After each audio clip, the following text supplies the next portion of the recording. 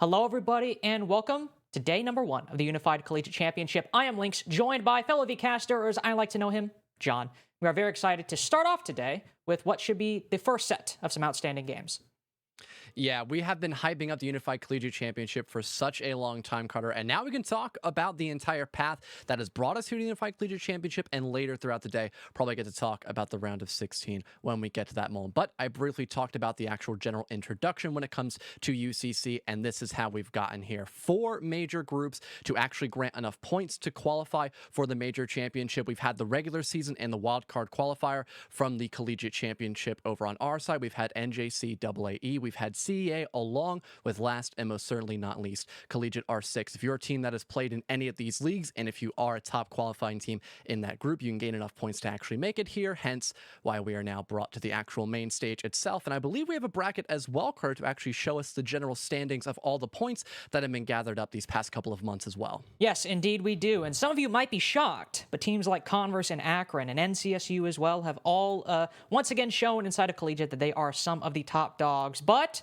they're always the ones that are talked about. They're always the ones that get the focus. Let's focus on some of the other teams, John. We have Ohio State University coming in, just barely squeaking by with some of the points they got from the R6 Collegiate Championship, managing to upset some teams on the way there. And then we also have other teams like USC Sumter, who, John, up until very recently, were not even here. Yeah, they actually ended up losing their last matchup between WSU Tech, but now they're getting a second chance at redemption. But hey, I just mentioned their loss. We can actually show that during the round of 16 bracket as well to get a clear painting as to what we've seen the past couple of weeks, because now we're on a new channel, so maybe not everyone tuning in is fully up to set about what has been going on here for the Unified Collegiate Championship. So we'll head back over to us and then take a quick look at the round of 16, where we've had, Converse, we've had the usual Akron, NC State, Purdue recently losing out their matchup, but they were in the actual main championships as well, Carter, and now we can get to see that right here with the whole storyline over just the beginning of this championship fully underway. Yeah, and that top half of the bracket is what John and I will be focusing on today. Converse St. Clair, the second game of the night, whereas Ohio State University and USC Sumter will be the first one we are doing today. If you're excited for Akron, Kettering, and NC State, Wisconsin, well, those will be done tomorrow by Jays Wolves and Sticula, Jonah and Reese, as I like to call them. But of course, yeah, that top half is what we have going on today. And in the background, as you said, we saw that upset over Purdue. Saw a close one between NC State and UTSA as well. That's one I certainly wasn't expecting to be as close as it was, but maybe that's my bias because I'm good friends with Connor and he always talks about NCSU. So that could be on me. Yeah, well, I mean, we've known them for such a long time, and we've known all the NC State boys as well. They're a very hardworking team, so can't wait to see them further down the road. But before we end up talking more about the actual game at hand, we've got a quick little interview video to go show all of you guys and be back in just a couple seconds once it ends.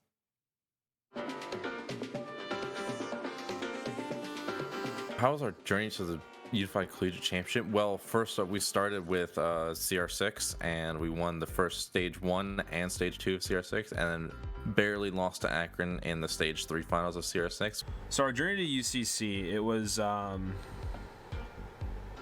of one-sided. So we got first place in CEA, first place in CR6, second in Face It, but I do think if we didn't have Arv and we had me playing, we probably would have won against Converse. We've been battling Akron day in and day out since late August last year.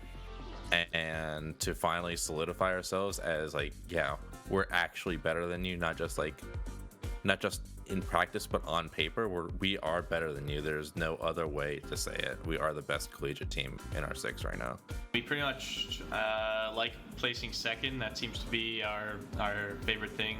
But it's always fun to play those top teams towards the end. Some memorable moments that we had were obviously winning CEA and CR6. There's a lot of favorite and memorable moments. I love just playing with my friends. I mean, 4 of my teammates are actually my roommates. One in particular stood out, and that was our Stage 3 CR6 finals game against Akron, in which, as a stroke of incredible misfortune, Loki's PC started actually exploding. A personal favorite memory was the Chalet smoke clutch against Kettering. And we had to get him onto a completely new setup on a completely different location. And even though we lost that match, having to still persevere and still play out the rest of it was a defining moment for us. I think UCC is cool. It's a good way to bring together all the leagues and sort of showcase talent from all of them. All these different leagues feeding into the Unified, I think it's really great. Personally, I've already been exposed to this from my time in Pro League. I'm used to playing in just one single league and playing in that, and then waiting for that one to come back up. But playing in 3 different leagues and then some big national championship, it's really cool. So it's a really nice exposure to that sort of higher tier ecosystem. And it's fun to earn points throughout the year and work up to something big with a big prize pool. What I'm personally looking forward to in our upcoming UCC match in the UCC playoffs is, of course, playing Akron again in another best of 5 finals. I'm looking to see all the teams play in the UCC. I mean, seeing all the streams, seeing what it's gonna bring, who's gonna watch, who's gonna win, who's gonna lose. I'm certainly excited to play those teams. You know, the Ketterings, the NCSUs, the Akrons. We have friends on those teams, and so it's really fun to play against them. I mean, it'll be the ultimate determining whether who's the better collegiate team, and I have a feeling it's going to be us, and we're going to go for our 4th national title.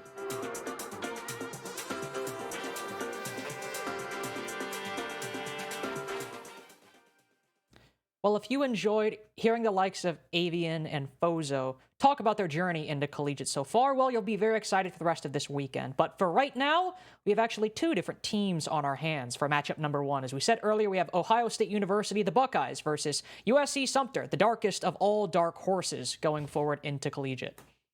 Yeah, I think as we jokingly said earlier, they are kind of the shadow of the dark horse. As for OSU, they have been the dark horse for such a long time inside of Collegiate, and we'll quickly go take a look at their roster as well as see who their main 5 is for the night. Normally, you tend to see people like RNO, like Big Boosh for their roster, but I believe they have a couple of new people as well. Deson is someone who I actually haven't seen all that much in play, but I know he's been with OSU for at least a couple of their matches inside of UCC, so I'm sure he'll be a comfortable fit to say the least. But the other players who I have not mentioned yet, Elo and Mustard as well, to tally up the main 5. And overall, all these players just in general are just solid. They look like a very good team in terms of collegiate standings. Yeah, and it's one of those teams that they've obviously been the dark horse, but as they've proven so far in a Collegiate, they can tussle with a lot of the big dogs inside of Collegiate. We actually have some highlights from OSU as well, if you want to get into that. See their journey, where they've played, who they've played against inside of Collegiate, and how they fared. Well, we talked about that Purdue game a little bit throughout the matchup. We can obviously see it here. John, I know one thing that you were very impressed by was not just the fact that they started out on Theme Park and did a very good job going up 6-2, as you'll see later on, having some great success on the defense, especially. We also saw Border, 2 new maps in the pool, and they managed to win both of them. Yeah, something that is just unheard of in terms of Collegiate, being able to be fully comfortable not only on Theme Park, but also be willing to go and actually pick Border and end up doing quite well on that map as well. And in comparison to a lot of other Collegiate teams, some are not as well versed in terms of playing on the newer map since they haven't been in the pool for that long of a time span. You don't have enough time to go and scrim unless you are just religiously seeking out those new maps. So for OSU, I could imagine when we get to talk about their map picks later on tonight, we could probably see a lot of these new and wild maps be left on the board and kind of forcing their opponents of USC to have to force ban them and then still bring OSU to some confident and competent map picks for their side. Well, that's always something I'm excited to see, trying to force teams to, of course, expand their map pool later on, but in the short term, punishing them for not having a very deep one. So I'd certainly be excited to see OSU bring out that strategy. And after all, it worked so well against Purdue. Why not? Side note, by the way, I'm not happy that Purdue lost, but I do go to Indiana University, so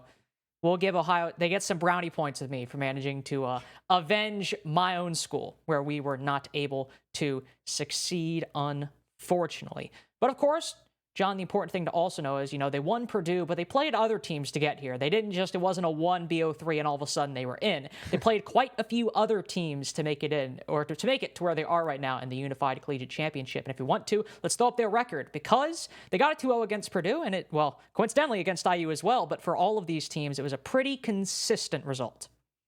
Yeah, and funny enough, starting out on the regular season for the Collegiate Championship, they actually ended up losing 2-0 to Converse, so they had to play through the wild card bracket to actually end up qualifying for the regular Collegiate Championship here today. So they had to really fight tooth and nail. They got a lot of 2-0, especially against KSU Black, for example, is one of those many notable teams. So they have really gone through a pretty far distance and a pretty good story altogether to be that only team that has now been able to stand up in the Unified Collegiate Championship and now give some of the best teams a run for their money. And they're hoping to just continue that exact same stride moving up against USC Sumter. Well, of course, USC Sumter they have had their issues, obviously, and we can touch on them a little bit more later. But we also got some nice content to talk about. Well, actually, you know what? Right now, let's talk about USC Sumter. Let's look at things that they've done in the past because, John, as I said, this roster right here in front of us, Sir Decky, Kuro Kukuro, stop looking at me. That's a great name, by the way. Big fan of that name. He has his needs up front. He does not want you to look at him. I respect that. Hell Beetle, another great name, by the way. Actually, a lot of bangers on this roster right now. And Yoshawat, they're not supposed to be here. And it might seem like we're beating a dead horse already, but when you have such a glaring cloud hanging over your head going into the round of 8, it's hard not to discuss it. Right, especially since all their matchups have been against these also relatively unknown teams as well, luring in from the NJCAA. So it does beg a lot of questions as to how well they're going to do up against a staple name like OSU. We do have a couple of actual highlights to go showcase for USC Sumter in their past season during the NJCAA, where they did actually end up topping out at about 4th place, which still allowed them to qualify for the UCC. But besides NJCAA, they have had a lot of troubles in their, recently past matches. So hopefully they are able to remedy those going up against OSU tonight, Carter. Yeah, and it's not that they have no chance. It's just the odds going in, especially after having to come in with that forfeit victory given to WSU Tech. It's hard to really commit to them as the team that's going to win when they have so much baggage. But again, I will say, an underdog of massive proportions beating an underdog in their own right would certainly be a hell of a matchup going forward, and hell of a storyline for USC Sumter to follow if they do manage to make it past the round of 8. Of course, as you can see here, this is one of their games from the NJCAA. One that, again, as John said, is kind of reminiscent of a lot of them. Still one they managed to win, but a hard-fought one nonetheless. And we're going to even continue, as we continue to look at their performance, John, you can probably set this up a little bit. A lot of their results, whereas OSU had, 2 zeros, 2 zeros, and 2 zeros, not the same for USC Sumter. We can obviously get more into that later. Yeah, and in general, looking at the gameplay, they've had always a relatively basic kind of play style. Sometimes they bring up the wild card pick, like for example, they've got the Clash on board, but in general, comfort is king for them. You could say that with any team, obviously, but it's very obvious with USC Sumter. So again, if OSU can kind of manipulate that one factor, especially going into the map bans, this should on paper be a very straightforward win for them. But we talked about the path for USC Sumter in general just briefly, so we'll go bring that up once again, noting for a second time that a lot of their games have been only on the side of NJCAA, but we luckily still were able to go catch them, look at their playoff bracket to still tailor a nice storyline. They ended up losing out to St. Clair, but before that, they also had to go up against Barton. That was also a loss, unfortunately, but it still gained them that 4th place position. And then to get in throughout the playoff bracket to start there, they won up against Iowa and also, I believe, the Hawkeyes as well. And at the very bottom, you see the 2-0 asterisk. That was the game they ended up playing in the round of 16 against WSU Tech, but because they had to withdraw from the tournament, that does allow USC Sumter to get another game to play up against tonight, but not against WSU Tech for a second time. It's just going to be OSU Tech this time around.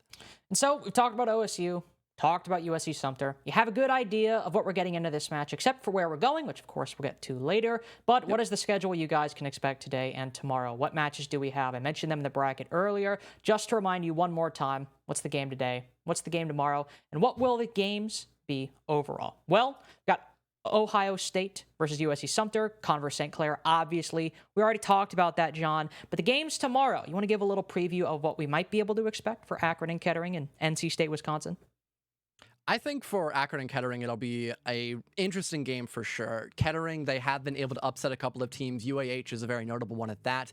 And they have given teams like Purdue as well a run for their money in past experiences going up against them. I believe their CEA match was a very close one at that. So Akron, they've got to do their book work and they've got to be prepared for really anything that Kettering is willing to throw at them. Same thing for probably NC State versus Wisconsin, except we just have a little bit less information on them. So still the same storyline, but just less hard knowledge and facts, less sources to back up that claim, I suppose. Well, the best source is always the primary one when we actually get to see it play out Right. in front of us. So some time to develop some new facts in front of our very faces. And then, of course, you mentioned that, but we want to give a preview as well of what we could expect for the Converse game tonight. I know, again, I'm not as well-versed in Collegiate as you are. I'm still kind of getting my feet wet in a lot of ways, but names like Converse, Akron, it's not just that I've heard about them, in the past couple months. I mean, I've been hearing about these names for these schools for years now, ever since I first stepped foot into the scene, though Converse being kind of the new kid on the block, but of course not as much anymore. Been in for a little bit now. But what do you think about Converse, if you want to give us a brief snippet for game 2? Brutal team to face, and St. Clair's, they know that by now. Converse have really put themselves out in the world to just be feared by a lot of other collegiate teams, and I'm sure when we actually get to go commentate that match later in the day, we'll have more to discuss that. But we have the map bands fully readied and finished out to go discuss, and hopefully my predictions earlier could potentially be true of having just these random and outlandish maps being in play for OSU, and again, that forced hand to remove potentially some of those maps to get rid of some comforts as well against USC Sumter. It's probable, but we are still trying to fully get those whole map bands fully finished outward, Carter. Yeah, but I do have to say, assuming that border pick proves true, that is something very exciting to see from Ohio State University, that they weren't just bringing out theme and border maybe to upset a team that has a poor map pool. Well, they might be doing that for all of Collegiate for all I know. Who knows what the intention is, but the fact that we're seeing that they are putting a lot of work onto these new maps, and they're not just letting them slip by, they are abusing it against teams that they think are having either bluffing on their map pool or having map pool troubles, or hell, maybe just aren't as well versed on it, even if they've played it. It's something that is very exciting to see out of a team inside of Collegiate. I will say, though, the clubhouse pick from USC Sumter, it's always a risky one. It's one that is going to flatten the playing field between two teams. It's not one that you can easily get an edge up on just because of how played out it is and how standard it is, but it is a good map to level the odds when the deck is drastically stacked against you, as it is for USC Sumter today. So Clubhouse is always a risky pick, but it's also a benefit, basically for that exact same reason. It's probably going to give them the best chance against what is a stronger opponent. Yeah, general structure is always going to reign supreme on such an old map like Clubhouse. And then for border, again, that element of surprise is always going to be nice. I mean, you just beat one of the best teams inside of Collegiate on that map. So it only makes sense to want to go there again, just on a slightly different team, and maybe bring out a couple of different pocket strats here and there potentially. And in terms of general play style for border, it hasn't really changed since it has last been put inside of the map. But here's the final map. We've actually got Oregon, or no, but the decider, pardon, is border. My mistake. I misread that. We do have Oregon in play still. That's just map number 2. So saving the best for last, I suppose, today. That actually surprises me a little bit. I thought border as the map pick specifically for Ohio State would have been a really good one, while obviously USC Sumter had the opportunity to do some VOD review on that border match that Ohio State played against Purdue. Having that pick come out, going to a map you're certainly strong with, and maybe USC Sumter aren't as well versed on, I think that was a pretty solid choice. But going to border as map, or not border, excuse me, it's the exact point I'm making now, is that it's not map number 2. Oregon being map number 2, I think you give something similar to USC Sumter and the advantage that they have. Obviously, it's OSU's pick. They should, in theory, be more comfortable on it, but Oregon is, again, another standard map that USC Sumter might have had an opportunity to kind of fix things up on or play well. Obviously, their history might disagree, but I don't know. I actually really like that border pick as map number 2, and leaving it up for the decider could still be good, but I don't know. I think maybe they could have tweaked that a little bit. Still, I like this pool overall for USC Sumter and probably for OSU as well. Yeah, especially for OSU, because in the past, although Oregon has been played a lot for the side of USC Sumter, they have never really found their stride on that map. They've ended up losing it out in a pretty quick fashion. I mean, we saw that against WSU Tech, where I don't even think they got a single round. If they did, it was only 1-2. So they haven't had a very good track record on that map. Maybe OSU had acknowledged that in the past and were kind of willing, okay, it's more of a default map. They know what they're doing on it, but they haven't been able to win a lot of rounds on there. We'll leave it on the board. If it gets played, it gets played. If not, so be it. C'est la vie. It is what it is. And I guess that is the storyline we're going to be probably working with tonight, as this could be another rundown for USC Sumter, where although they know what they're doing, they might not find a lot of success in that endeavor on Oregon. Yeah, and that's always what you got to consider. I can come in with a theory. I can look at how the map is constructed and say, okay, well, this does give a team a better advantage for this X, Y, and Z reason. But they played the map and they have a bad record on it. The theory can only do so much to save a team from potential defeats. So So I am still hoping that USC Sumter have improved things from that WSU Tech match, and we will see something a little bit more competitive on map number 2. But I would look to map number 1 to see how much success USC Sumter can have. Obviously, because it's their pick, it's the one that in a best of 3 they're expected to win. But if they can't win on a map that really evens things out between two teams as much as Clubhouse does, Oregon is going to give them a whole heck of a lot of trouble beyond the fact that it's their opponent's pick and they don't have a great record on it. We are still waiting for teams to get into the lobby right now. So while we are excited, some of the players still waiting to move on in. But John, let's do a little CL action, okay? We don't have it here, but what's your prediction? How are you feeling? How do you think this series is going to go? We've hyped up OSU and maybe, throwing some dirt on USC Sumter a little bit for their chances. But what are you feeling is going to happen in this series? Well, I hate to throw shade at my new family, but, with how bland our predictions are in CL, I think that's going to happen here today as well. I'm going with OSU. It's the safe option. And if you look at it from a story point perspective as well, if Converse win their game against St. Clair, we get to see, I guess a rematch supposedly between them and Converse, where we had Converse immediately just blow OSU out of the water in the regular season playoffs here for our 6CC. So I feel like OSU are really itching to get this win as quickly as possible just so they can begin to look forward and try to take on Converse for a second time here. Yeah, of course, I'm going to have to agree with John as well. He said it's going to be pretty plain. It's going to be pretty bland. And if you don't watch CL, we have a long history of all predicting the same team. But the one thing that you have to consider with that is a lot of the times when we do that, when we all go in on what we believe to be the favorites, more often than not, they end up losing. Now, of course, it might be for actual reasons, but I like to think it's because of some mystical curse that's been placed on North American Challenger League, but that's just me. I like to think outside of the box sometimes, but that won't stop me from invoking it again. I think OSU is going to take this one based on from what I've seen. OSU have looked very convincing, and like John said, it's hard to bet against a good underdog story, especially when the underdog seems like they might actually win. And unfortunately for USC Sumter, it's not a bet I can as easily make with them. They're only here because of that forfeit win, and you can't blame them for being in the circumstance that they're in. I'm sure they're happy to be here. I'm happy that a team that might not have been expected to make it gets the opportunity to test their mettle against a big team like OSU, but with a history that is not nearly as convincing as the 5-2-0 victories that Ohio State have leading up to the round of 8, I'm not a betting man anyway, and it's hard to bet against odds like that, or bet for odds like that. Right. You do have to commend, at least to a certain degree, USC Sumter. I could imagine some of their players weren't fully expecting being called up saying, hey, can you play on Saturday, even though you just got eliminated because WSU cannot anymore? So at least you have to commend that aspect, and the ability of that and the sportsmanship goes a really long way, at least in my mind.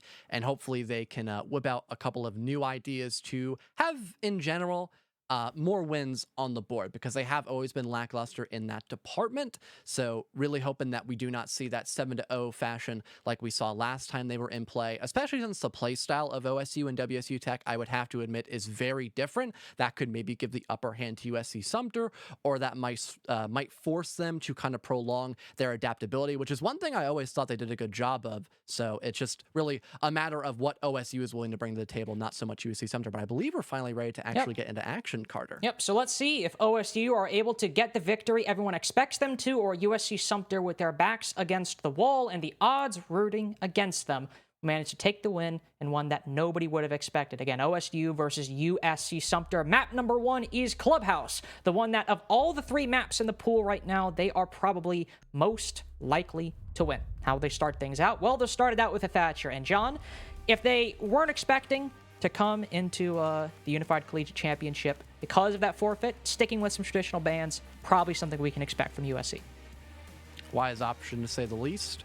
Wondering if the bans are going to be all that problematic here for OSU, or if they'll offer something more standard. Seems like they'll go for the Jackal pick, which on a map like Clubhouse is very different. You normally tend to see that second hard breacher of the Maverick or a Habana, maybe something a bit different than that. Maybe a Flores, perhaps. You would probably not expect the Jackal, but maybe they're expecting the Rome clear to be a make or break when Jackal is on the board. The Mirror gets banned. Secondly, both the Spanish operators no longer allowed, but at least that one is more common on a map like Clubhouse in comparison comparison to that Jackal pick. And so maybe in response, we'll say USC Sumter take down the Valkyrie. It would deny them a powerful tool to start out their guaranteed 6 rounds of the defense, but still one that, leaving in the hands of OSU, especially who just banned the Jackal, might give you an idea they're going for a Realm. If they do that, having the Valkyrie on the board, giving them that tool would probably be a difficult proposition, to say the least, once we hit the side swap. So, overall, solid bans throughout. I'd say the Jackal one is a bit of a surprise, again, just because of how Clubhouse typically goes, but it does help us, at least, in seeing what Ohio State University might go for when they switch to their defenses. Starting out for USC Sumter, though, they're not trying to get too crazy with it. Seems like they're opting to go CCTV and Cash Room first, which nowadays is probably considered one of the most challenging sites to actually play as a defender, especially since you tend to see Maverick on the board a lot. Having both the option to have Maverick on the board for hard destruction and also a ton of range breach with both the Ace and Habana, it could definitely make the lives of USC Sumter incredibly challenging. But in terms of general lineup, we've got a couple of unorthodox picks, in particular the Fuse pick out by Big Boosh, potentially expecting maybe to go around and utilize against some of those castle barricades to go pop through them with some cluster charges, breaking a bunch of utility and maybe catching a rotating defender off guard as well. That's definitely not a bad idea, to say the least, especially LMGs being in the meta currently. If we have Fuse Rock, that LMG, that could just be a pain for USC Sumter to deal with, especially when we have both the Zofia and Finka on lockdown as well. It's going to be a lot of holding M1 for OSU, I could imagine, Carter. Yeah, well, I know I'm holding my breath right now as we're still waiting to actually get into the game, unless something has gone wrong on my end, John, but I think we're still waiting for a player to get in. Oh, right as I say that, there we go. All you have to do is mention it, and then it's like, okay, you've noticed now. We can finally get into the game. First site, as you all saw, is CCTV. We see a castle on it. Normally on Clubhouse, we'll see the castle brought on sites like Gym, but still a solid pick overall if you want to waste time for the attacking team as they go for a full clear. But that is my one concern with bringing the castle on this site, John, is that most teams go for that clear, they open up plat wall, and then they clear out garage, and that's where we have a lot of the action for a good portion of the mid-round. Here, you can't really put your castle barricades to stall time on that side. A lot of the spot you're going to put it is over in construction, over in master bedroom, and that'll certainly delay time if Ohio State University want to go clear that out, and it will also allow USC Sumter to play inside of those two areas a little bit, but in terms of actually wasting utility for the attack, it won't provide a lot of focus for what OSU might end up going for anyway. Can tend to see that castle extension leading in towards, a lobby/lounge area as well to help out that player stacked up in the top of rafters, as again, that is a main staple of attack for a lot of teams nowadays when going against this CCTV room defense. But before you end up working your way in through the raptor side, you normally have to go and get this plat wall opened up via the Maverick trick, which is what Arno is doing. He's got Servant for backup as well, so once the wall turns soft, the explosive lifeline can come out. That destroys one of the main rotations for USC Sumter. Then they have to fall pretty far back and basically give up a lot of CCTV room, especially if they end up removing that player outside from the back area of Raptors. A good Nitro Cell toss-up by Hellbeetle gets rid of the Maverick, I believe, before he could fully finish his job, so that might be a huge denial point there for USC Sumter, but at least a refrag is found. Hellbeetle is only good for one as he gets traded out by the Ace, I believe it to be a Big Boosh. Yeah, unfortunately, a mistake by OSU right there. Maybe Servant was not able to get the angle on Repel. After all, it was a C4, so difficult, and it looked like it was a split second before the mute detonated it, so might have just came down to timing for OSU, but not able to open that wall, and especially now that it's still electrified. Big Boosh all the way on the opposite side of the CCTV window. Probably have to bet on and hope some of his teammates can clear that Electroclaw now. He's got 2 Selma charges to do it, but they've lost their one of their sets of nades in Mustard. The sledge now gone. Desan will start going to work with a couple nades down below, but he's not using them on the plat wall, in fact. He's actually using them to try and get some vertical, and while it does not work out, that does mean that OSU are relegated to using different intel, or different util to open up that wall, but their bodies are dropping like flies. A third one falls. Make that 4 as Stop Looking At Me. Well, looks over at Servant, and, well, Servant is hoping that he could maybe survive a little bit longer with that LMG. Now Big Boosh forced to just hop on in the CC window in the 1v4. Not finding anybody just yet, as USC Sumter still playing a little bit further back. They have 55 seconds, no point getting too aggressive. Big Boosh hops on in, spots the head of one. There's one inside of construction that he knows about, but Red 2 is providing him some difficulty, and it's not either of those positions, but the garage player who does him in the end, and what is overall a very solid start for USC. Yeah, being able to capitalize on the fact that no one was playing on the CCTV window, able to get that isolated kill, RNO gone, and the plat wall not able to be opened up, it did force a rather linear take for Ohio State, and because of that, USC Sumter were able to rotate and perfectly punish that pretty much singularity from being all that much of a threat, giving them the first round on their defense. It looks like we are going to now have Church and Arsenal in play with a fairly similar lineup to what we saw earlier, Carter, except now we don't have the mute on the board for Hellbeetle. Instead, he's opting for the smoke, which I can imagine will be utilized to go stack up near dirt and try to waste as much time as possible in that one portion of the map to, again, try to isolate Ohio State and force them to go for very linear takes on their attack. Yeah, I could see him over on dirt. I could see him in church, but wherever his position is, exactly as you said, it will be meant to waste time as long as he can with those toxic canisters and that shield. See the castle pick once again from USC, and while it was not common on CCTV, it is certainly not a common pick on basement. Could mean they're going in for a roam, but no, instead they will castle off the Moto doorway. This is a little bit of an interesting option. I mean, it does shut down the angle from main stairs and force the attack to, again, use some utility to open up that barricade, and maybe combined with an Electroclaw on that Moto hatch, they'll want to play inside of it, rat inside of there, and once the castle barricade opens, maybe try to catch the attack off guard, but not sure. It looks like Kuro is instead just creating a fortress on the basement bomb site right now with these castle barricades. It looks like Stop Looking At Me, as after reinforcing dirt, will put some of these Electroclaws on the hatches. Will he put it on the Moto one like I hypothesized? Why, yes, he will. That does mean the blue hatch is soft, though, and if Yosha is playing inside of there, he will have a little bit less support because of that fact. Now, luckily for USC Sumter, there is no Maverick on the board, so it's going to be rather challenging to actually get control of Moto because Maverick is just, again, not on the board.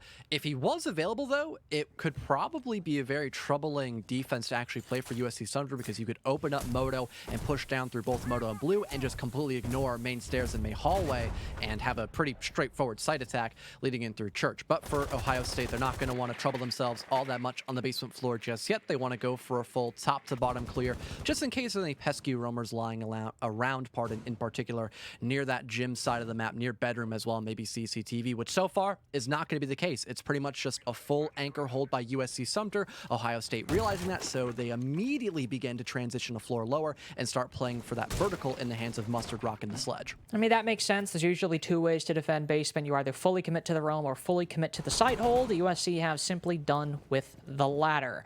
Ohio State University, realizing that, will quickly move to the middle floor and start trying to open up some of these hatches. But of course, the ones that are electrified will be a little bit more problematic. They might be able to use the cluster charges they've brought, depending on their positions, to destroy the Electroclaws on Kitchen Hatch. That's not really a reality you can hope or expect for Moto, though. But one of the important hatches, Kitchen, you can certainly do that with those cluster charges. Ooh, great shot by Servant as Decky exposes himself just a little bit too much into that main hall. You lose that Wamai and any projectile burn you could have hoped to get from him. Now, instead, you've given Ohio State the opening pick, and Kuro, just like I thought, is ratting out underneath this Moto hatch and just spotted one moving around bar. Currently in a do-or-die position. Probably cannot go for the fallback as someone's watching through main stairs. There goes the grenade, but no one's checked for the castle. Case has been dropped, but a refrag seems to be imminent as Deson is just waiting up above. Finally shuts down the castle, and the man advantage is safely back in the pocket of Ohio State as they're trying to look to fully clear out from Moto leading into the site of Church, and maybe having someone late rotate around leading in through Blue, and that would be correct as Big Boosh shuts down Yoshua. A big piece of map control for Big Boosh right there. Stop Looking At Me, also the only holdout inside a Church on 1 HP too, and will likely die momentarily from Big Boosh, pushing this angle. Oh, it gets even worse as Hellbeetle spotted over in Armory, and it's a dominant round from OSU. The only real thing going for USC being that play Kuro managed to get with the castle, but once he was discovered, he wasn't long for this world. Yeah, able to establish a trade game pretty safely by Ohio State and just deal with the basics of that round. They got vertical down at a pretty good time frame because, again, there was no realm presence. Not even a light lurk playing near main stairs or the top of Blue either, just to eventually go for that fallback to kind of proxy a little bit of pressure. It was a full 100% commitment onto that basement floor. Nothing more, nothing less for USC Sumter. So Ohio State made quick work of getting that map control and then just establishing the basics, trying to apply pressure to the hatch of Kitchen, walking down main, working their way in through both Moto and Blue to have that multifaceted approach. Just everything went according to plan, and because they had the man advantage, they could safely play for bodies and slowly work their way into sight as well. Looks like we're now opting to go for a reattempt back on Church and Arsenal with two major differences in the lineup now, Carter. We see both the Capcan and a Rooney on the board for USC Sumter, and that could potentially be on the board, maybe just to allow for more stall potential on this defensive side, because again, time management, it was just not a problem for Ohio State last round. Yeah, and if you're trying to play that full anchor hold, maybe the Rooney is nice. You can play a little bit more static. You don't have to worry about losing those magnets if you want to be like Decky and make an aggressive play. So if he still wants to go for that aggressive peak in main hall, probably the safer bet. You just put those Rooney gates at the beginning of the round in. No opportunity cost. The only thing you'd lose is a body if you end up losing and not winning the 1-for-1 you take down main hall. But at the same time as well, the Capcan could also allow for some stall potential like you said, or if the attack even just gets some ground quickly and starts hitting the site with a minute remaining like last time, those Capcans can certainly catch them off guard. But it looks like Kuro will not do what he did on Castle, which is place his utility entirely down below, or for the most part, entirely down below. He instead will send some of his EDDs, the vast majority, in fact, will go upstairs to create some obstacles for OSU on that clear through the second and first floor, which might actually work out. We saw them fail the drone Kuro in Moto last time, so letting some important things slip by them, it cost them their hard breacher and put Diffuser in an awkward spot, even if it was for a brief few seconds. So if OSU are a little lackluster on the droning this round as well, some small EDDs attached to the doorways, those are the exact kind of thing that they might overlook. Well, once again, for Ohio State, they've got the exact same lineup. Big Boosh rocking the LMG, same thing for Servant and Deson, just to have as much fragging potential as humanly possible, and potentially finding a couple of kills here and there, maybe with those cluster charges. Some vertical holes being made by Decky to potentially prolong that inevitable kitchen hatch from being opened on up, and more vertical to go down in the hands of Mustard. But we already saw Ohio State just opt for a full top to bottom clear. This time they're electing for more of a starting out on the first floor and then maybe late transitioning up on the top floor if there's too much heat on towards them. And now that Arno has actually detected Decky, it might only be a matter of seconds before this Aruni actually receives any proper pressure by the offense. Yeah, the Rooney's job at this point is just destroying drones. I don't believe there's a rotate hole inside of Attic either, so his only escape is through that doorway, and they know exactly where he is. They don't even necessarily need to clear him at this point. With no rotate and no escape, they could just have someone watch up here, and they know that the defender is pretty well isolated and constricted.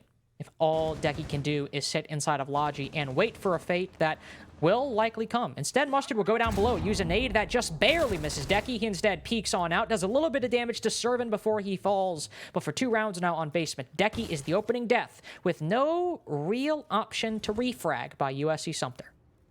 Once again, pretty good timing by Ohio State. Getting that vertical down at the minute 40 and even the minute 20 mark is incredibly good pacing, so I wouldn't be all that worried for the offensive side, especially if they find even another kill potentially. A nade gets flown out, but Stop Looking at Me has enough room to back away and not lose all that much other HP, and can just comfortably fall back into the site if need be. But once again, the pacing is top-notch for Ohio State, and really it's just only a matter of time before they set themselves up in the right positions once again to just hit the site with that slight advantage. Hard charge opening up. Big Boosh moving over to blue like he did before. Was able to get a pick back there onto Yosha and really consolidate the overall attack for Ohio State. He's droning in now. He's spotted out the Jaeger. Mustard still getting some vertical destruction, even with only 45 seconds left. No nades, unfortunately, so that's a solid angle he opened up looking into Church, but with no nade, he can't make much use of it unless a defender walks in front of it. The benefit for USC Sumter is, even though they're down 1 body, they have 4 up, which was a lot better odds than they had last time. A lot riding on Big Boosh's play, or Deson and just get a nice shot on the Stop Looking at Me. 2 is no, make that only 1, but Kuro quickly traded out as the attack moves into the bomb site. Hell Beetle, second to die, or second alive. Last alive first team in the previous round in the 1v4 this go around. No more utility. Shield actually in pocket as well. Don't think that will be much use to him. He's likely relying on his gun being up. Does land the headshot through the wall onto Mustard, so that's the Moto player down, but Servant has 150 bullets, laying a line of terror across main hall. The other LMG from Big Boosh is what does him in the end. 2 rounds now for OSU, and basement does not appear to be the site for USC Sumter.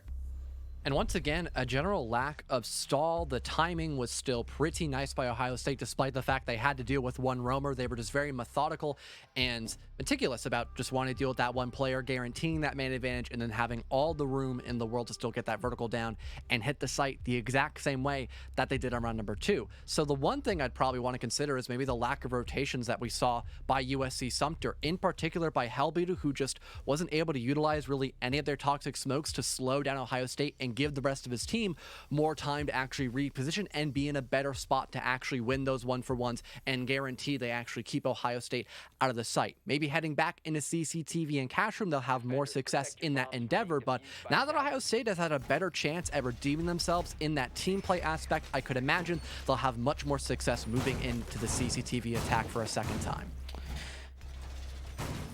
Of course, right now they don't have a Maverick, which they had previously. We also haven't really seen OSU make a lot of use of attacker repick so far. They picked their 5 operators and they've pretty much gone in with that lineup. So I'm interested to see if they stick with the lineup they have right now. No, they will change Big Boosh to the Ace, which we saw him take up the mantle for last time. But of course, as I said, John, they had a Maverick, one that almost opened plat wall, probably got about 85% there, and then ended up dying.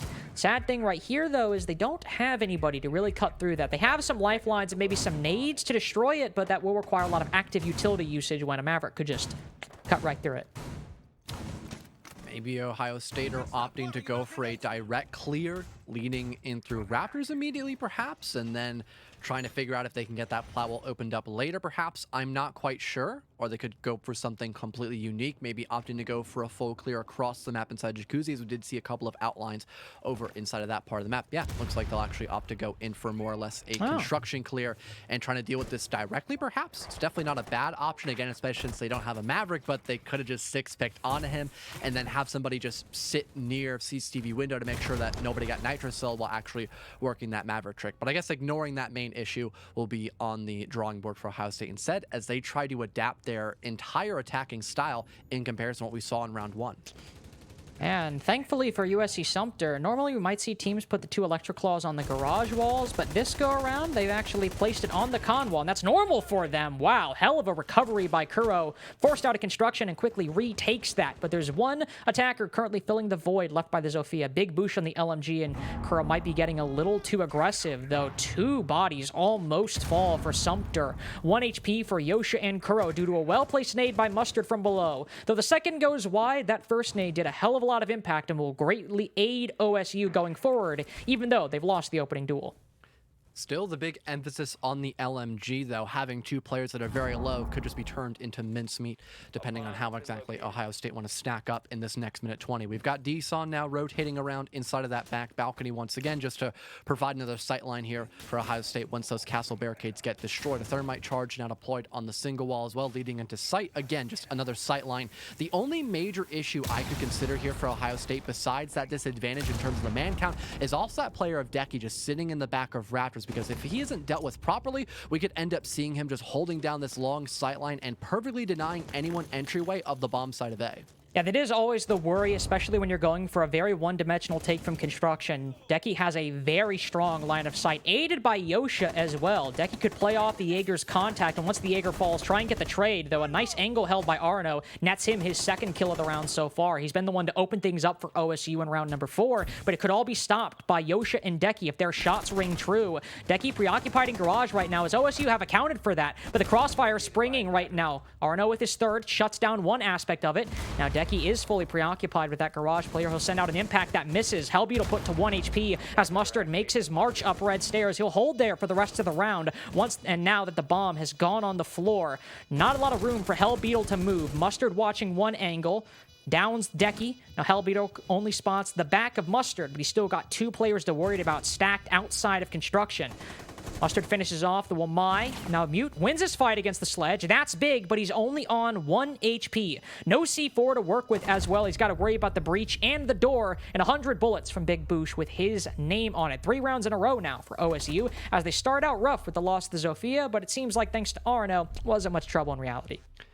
and able to distract Decky as well, denying that key angle you tend to see when you're going in for that cash room take. It really did work wonders for OSU, is because they were just able to win a couple of key gunfights, especially on the player in the back of red. They were comfortably able to get that plant down and not have to worry about any denial via a sightline, a nitro cell, or even those impacts that Decky was trying to throw out, but it was just far too late as the plant was almost fully completed by RNO, and the first impact, matter of fact, was also a complete miss as well, not even entering inside the room of cash room to stop that defuse from getting put down on the floor. USC Sumter not opting to change things up by heading on in through gym and bedroom, bar and stage, or even re-attended the basement floor. Instead, they immediately go back into CCTV like we saw for the basement floor on both round number 2 and 3, almost as if they are not fully comfortable with opting for that tertiary site just yet, Carter. Now, they'll stay on CCTV right now, which I think is fair. They've won it before. You want to try your luck a second time. Hopefully now they can anticipate fully that Ohio State will go from con side this time, that they will not be going from garage, and like main, like many of us, including myself, thought and just assumed, because, well, it's the traditional way things go, but tradition is not always the best bet, especially if you're trying to throw teams off guard. Though I will say, Kuro still rocking with that castle. Might be a little bit worrisome. It's an overall very rigid lineup for USC Sumter, and I think Ohio State are going to more than expect it, and they didn't really throw much of a variable in their path last time. Well, seems to be the exact same setup we've got by Ohio State. Same thing can, in fact, be said by USC Sumter. I would really love to see better aggression by USC Sumter to, again, just slow down Ohio State. We haven't really seen a lot of that besides from, I suppose, Kuro at the most bit, and potentially at least the Aruni playing up near logistics last time when the basement floor was in play. It seems to be the almost exact same setup to a T by USC Sumter, and only a slight adaptation made by Ohio State, where we have the Sledge of Mustard playing a bit more aggressive over on the lobby side and maybe going in for that grenade play once again via the vertical in that first floor. So it really looks like the pacing of everything will most likely be a repetition, I suppose, what we saw last time, except maybe Kuro won't get as lucky on this first entry, as now there is tons of information leading in towards that castle, and yep, right on schedule, Servin just lands a wall bang with the red ping and gets that 5v4 for Ohio State off the bat.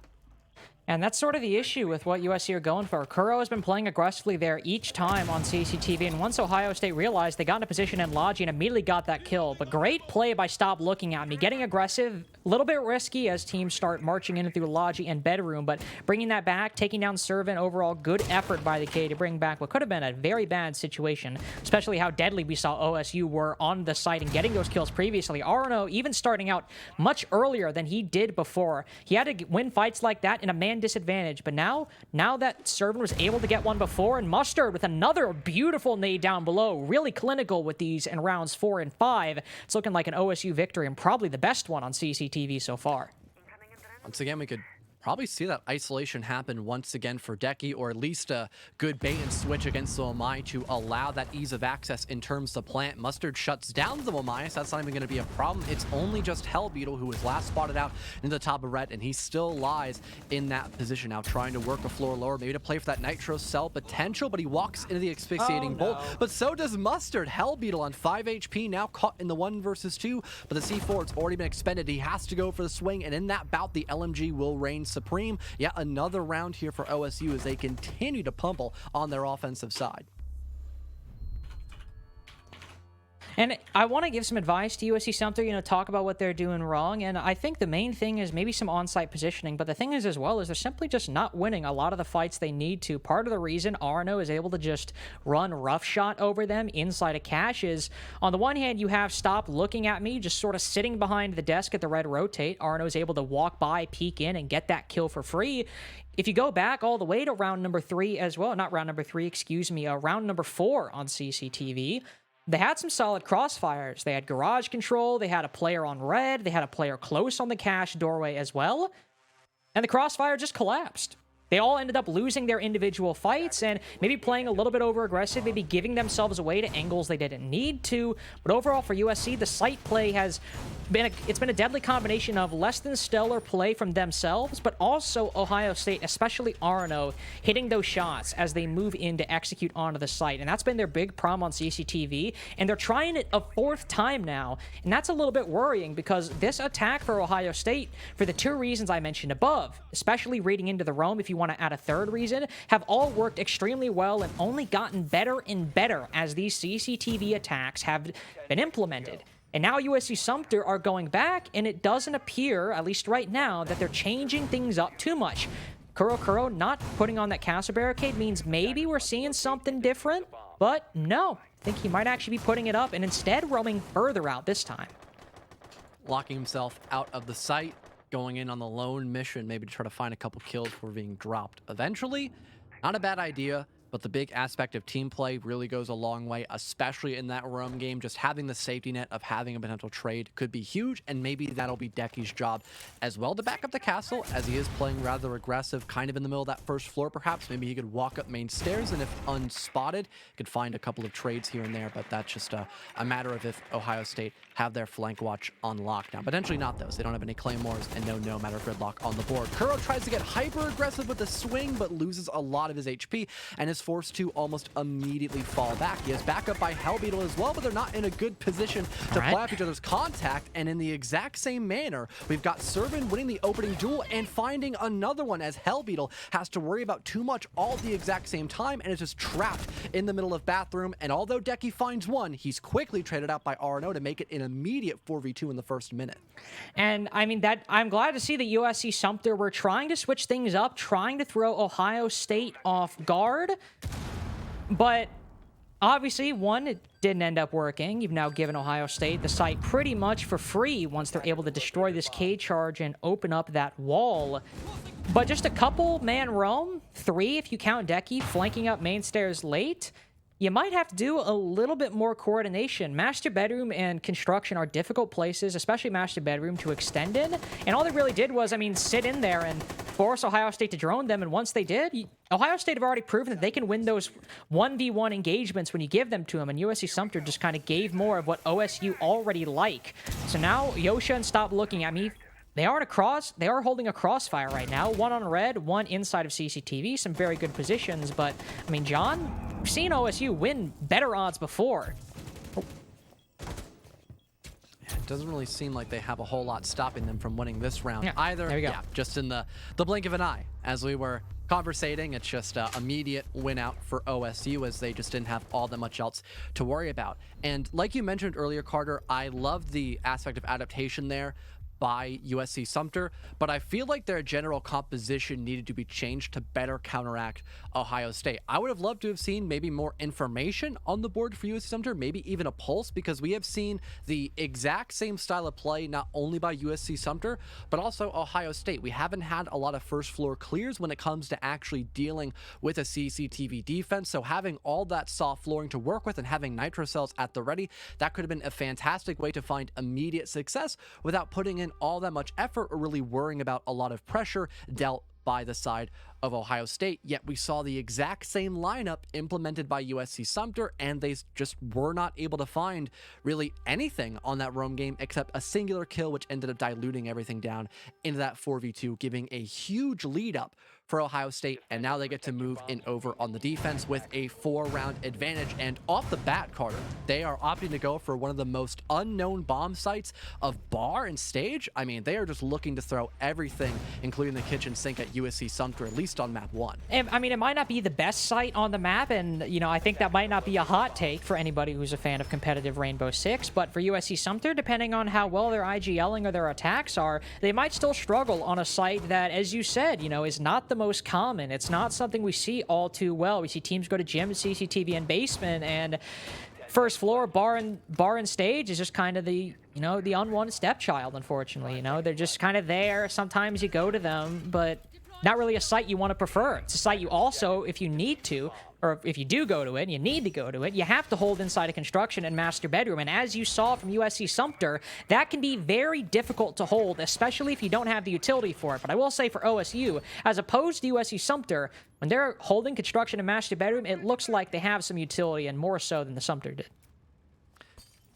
Looks like we've got the good chance of frag potential by Ohio State on that top floor, and at least in terms of bar and stage, you kind of have to hold that top floor like your life depends on it, because it kind of does. It allows for a lot of vertical play. It allows for a very smooth push down into the first floor, whether that be in through strip, whether that be through lobby, or both, depending on how many players you have left alive. So there is a lot on the line for Ohio State to try to hold this top floor, if not for the whole round, at least a good majority of it, to make that vertical potential and make that top floor presence rather weak on the side of USC Sumter. Speaking of the Devil, looks like they'll be just about ready to get this jacuzzi wall opened on up. And with the back hatch leading down into pool table currently reinforced, D-Sun has to pick another entryway to go and fall back on and have that safety net to work with, because he can't just fall down the hatch and expect to get away scot-free from that top floor. So he'll move around in towards logistics and maybe have a chance at moving in through construction room just to hold out on this top floor for a little while longer. Good timing on the rotate by D-Sun. Once that hatch opens up and you've been droned out, destroy it, hurt their utility a little bit, but then back off. You can still hold the top floor over from construction and CCTV. Can't cover as much ground, but you can still have a little bit of a presence while also not availing yourself to too much risk. Over half the round now gone for USC Sumter to clear, and they really haven't attained much. They've got that master bedroom control. They're starting to push into bar as well, getting some nice air jabs, I will say, by Kuro. Some important cutting off of rotates back to the site for the offsite players, so keep an eye on that air jab to see if it's important. But beyond the little presence they have in strip and the little vertical they have, Ohio State still have a lot of ground to hold. Not a lot of time to properly gather information. Still a lot of rat angles being held by Ohio State. So people like Hellbeater, for example, if he doesn't know Arno's inside a bathroom, this could be quite devastating, and that will be matter of fact. The drone misses him as well, but the shots are not connected by Arno. There's a second attempt, this time on a decking. He's good for that kill. And now everyone is flustered at this point, trying to deal with Arno because he's just made himself known and has to not only worry about the bathroom presence, but also strip. But across the map, it is only the player left inside of strip, and it's 2 immediate pistol kills. Cutting me off mid-sentence, Arno cleans up the round and gifts a match point already for his team. And that's the benefit of a kind of risky site pick, you know, throwing the teams off guard. I mean, USC Sumter, I don't know if I would say they were completely thrown off.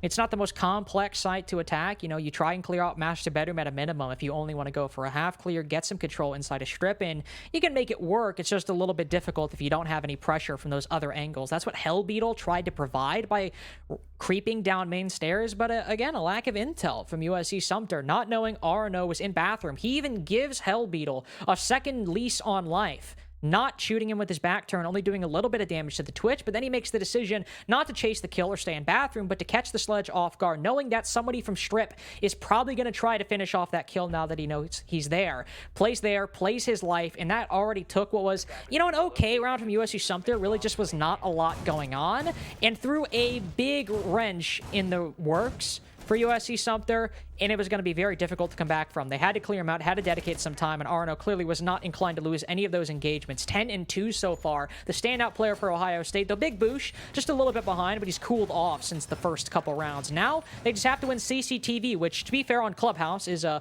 bit of a difficult site for the defense. It's not the easiest, which you can pretty much say for most sites on Clubhouse for the defense. But if they're able to win bar and stage, which is certainly probably a lot harder, I imagine they could likely win this one as well.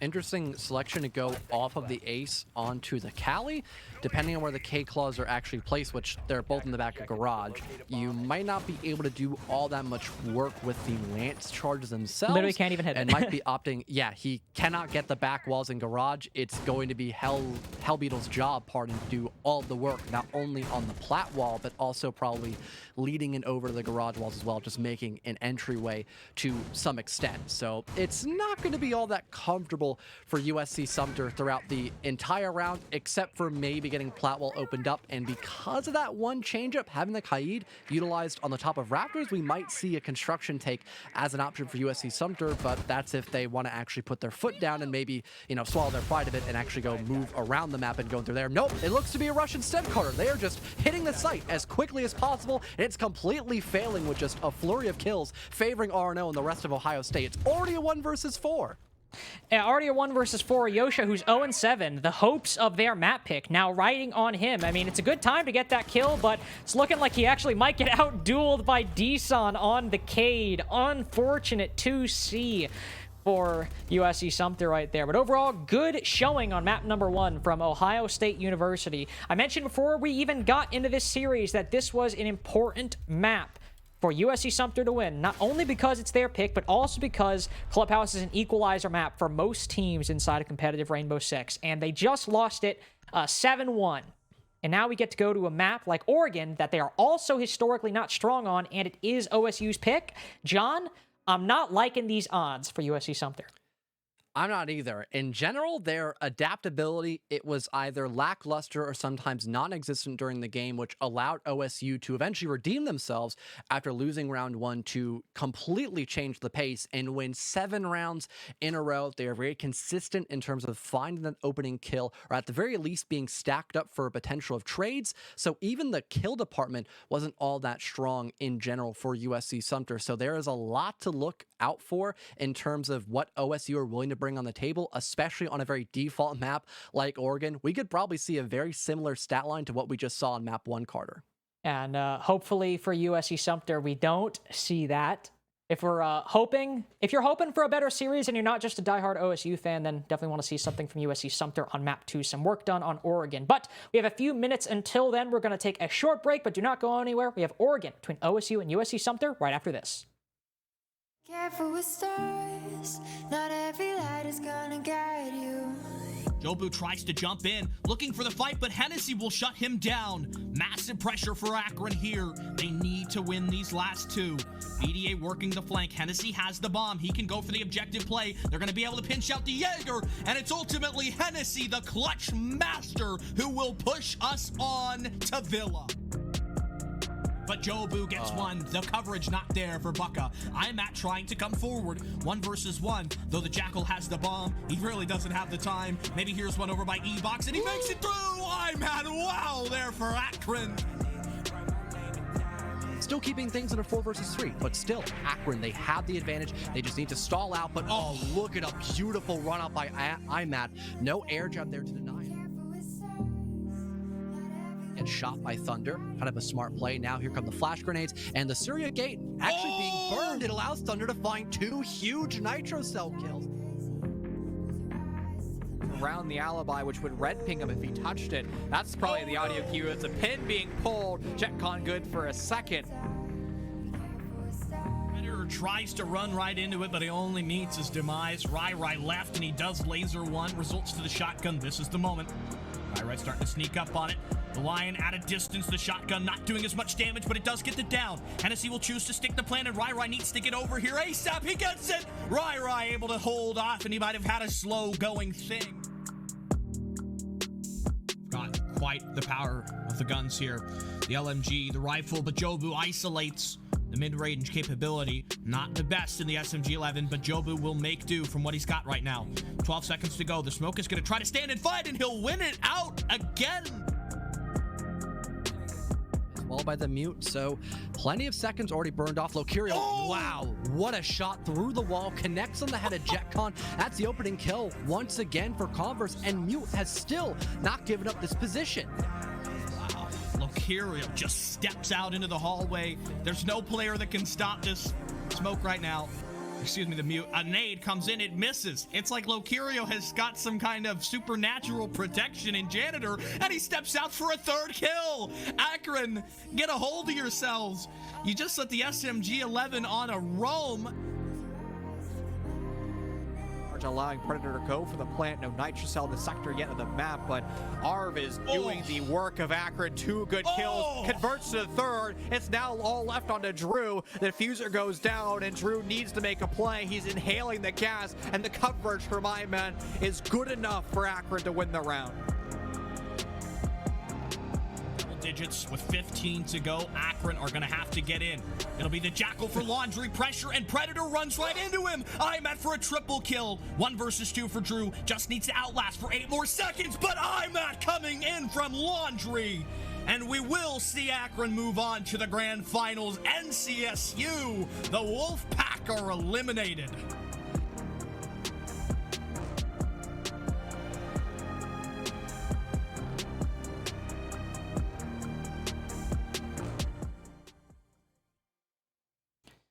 Well, if you only watched round number 1, you might have got a little bit of a slanted expression for how that series or that map might have gone. They won, USC Sumter won that round, but then it was a dominant show by OSU after that. I'm Leaks, joined by Fellow, and to build off further what I said, John, as I imagine you have some thoughts as well.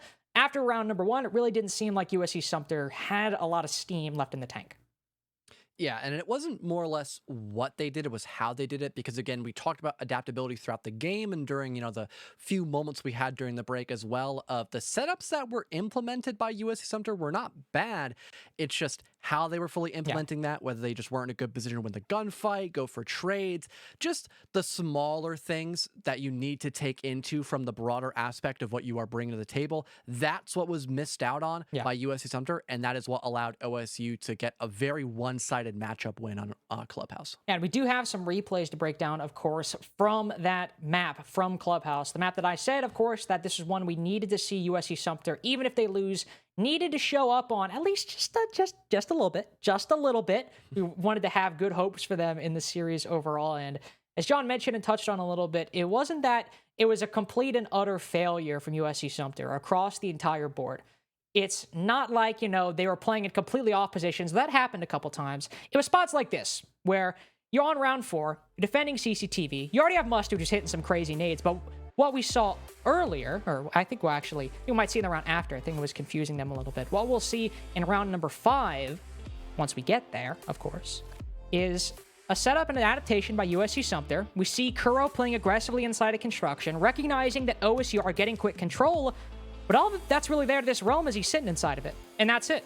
Nothing on Logi Wall, no reinforcements, and it allows OSU to get an easy wall bang and a free opening pick. You also have things here where nobody droned out RNO inside a bathroom, and a lot of the times USC Sumter were just not able to win fights in positions where, even as you saw right there, they're able to pinch him out. They have Hell Beetle on main, players coming in from strip, but they weren't able to win their fights. And that was a big story for USC Sumter through that map, was doing things and being in good positions, but just losing the fight. And that's what matters most in some cases.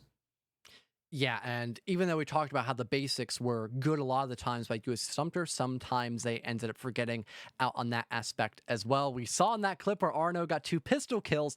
That happened mostly because he just wasn't droned, despite the fact that bathroom is a very common position to hold when you are in fact defending barn stage, especially after you lose that top floor control. That is an immediate point of entry you can play as a defender, just to kind of sit there and die as normally, especially if you're a team that likes to attack from strip. You're going to have a cutoff angle established. So you are playing there just to work for kills, and Arno most certainly did in that spot, finding 2 pistol kills against all odds, and the rest of his team just picked up the slack needed most, and that still granted them the win overall. We just need to see just general basics dived in a bit deeper for USC Sumter, maybe starting off the rip, but better team play and being able to adapt upon that. That would be the go-to strat, but if we don't see that, we could probably again see a very similar scoreline to what we had on Clubhouse already, Carter. That's the big worry we have going into Oregon, is that we might not see that. As you mentioned before we really got into the whole series, was Oregon is a map that, it's standard. It's something that USC Sumter, coming in last minute, they might be able to rely on as not having to bring out, crazier or newer stuff like Border or Skyscraper, a new map in the pool. It's one that's been here for quite a while.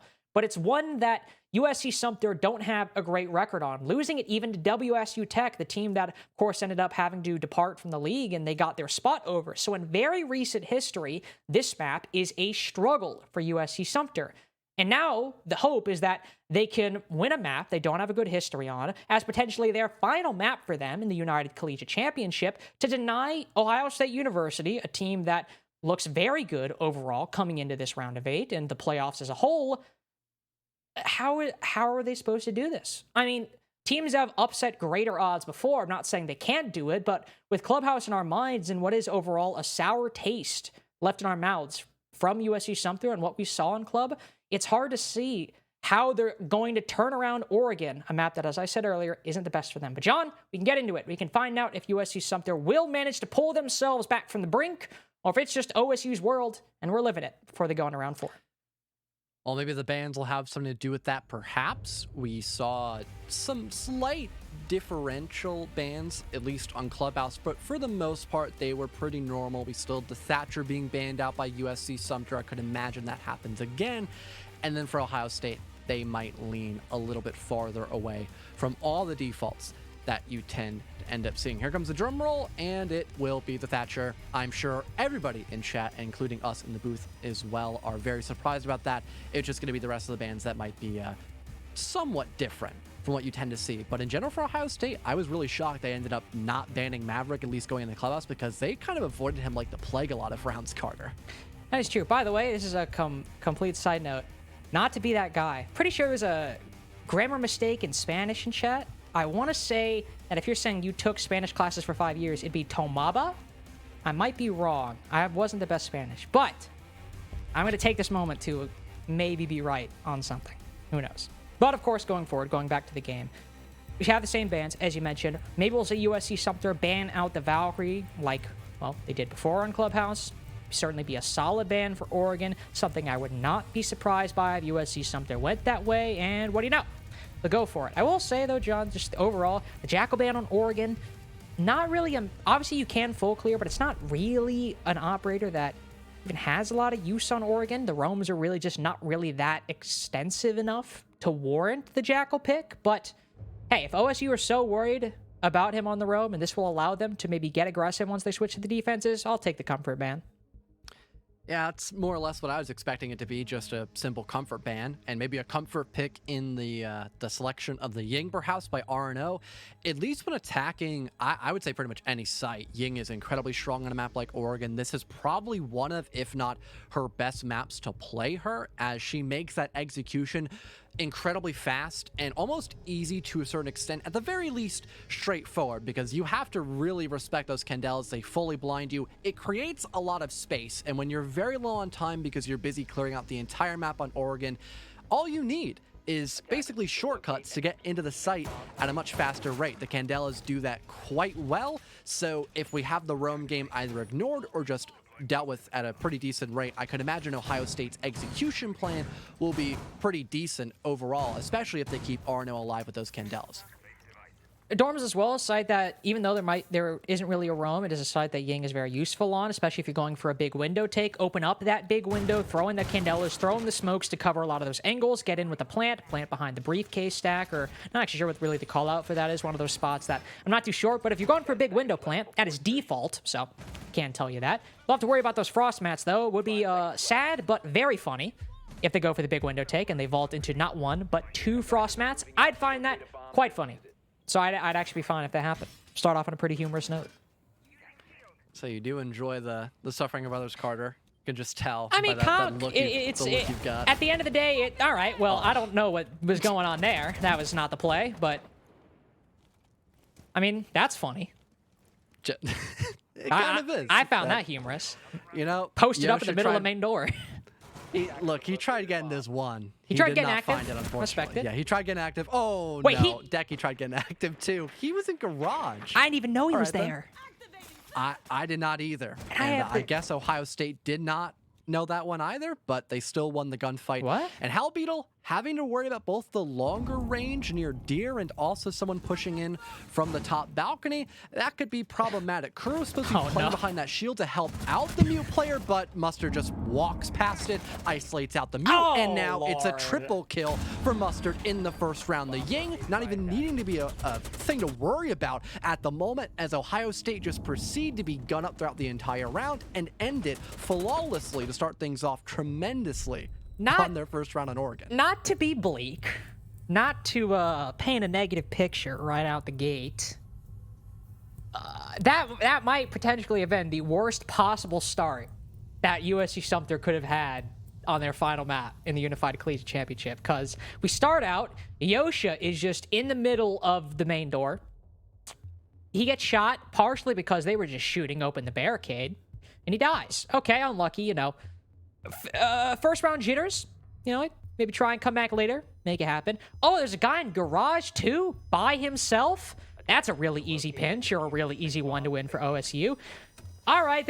There's a guy in master bedroom who's like reinforced off from the rest of his team. Again, another easy pinch, another easy one for OSU to win, even though they had somebody playing in pit who even put the Twitch down to about 50 HP, trying to help Kuro's job and finishing him off once the Twitch entered bedroom, missed his shots, and then Kuro's got no idea what's going on. He's in a blender right now. The drones are flying in. He's worried he's going to make it a 2v5 by whiffing, and he ends up dying.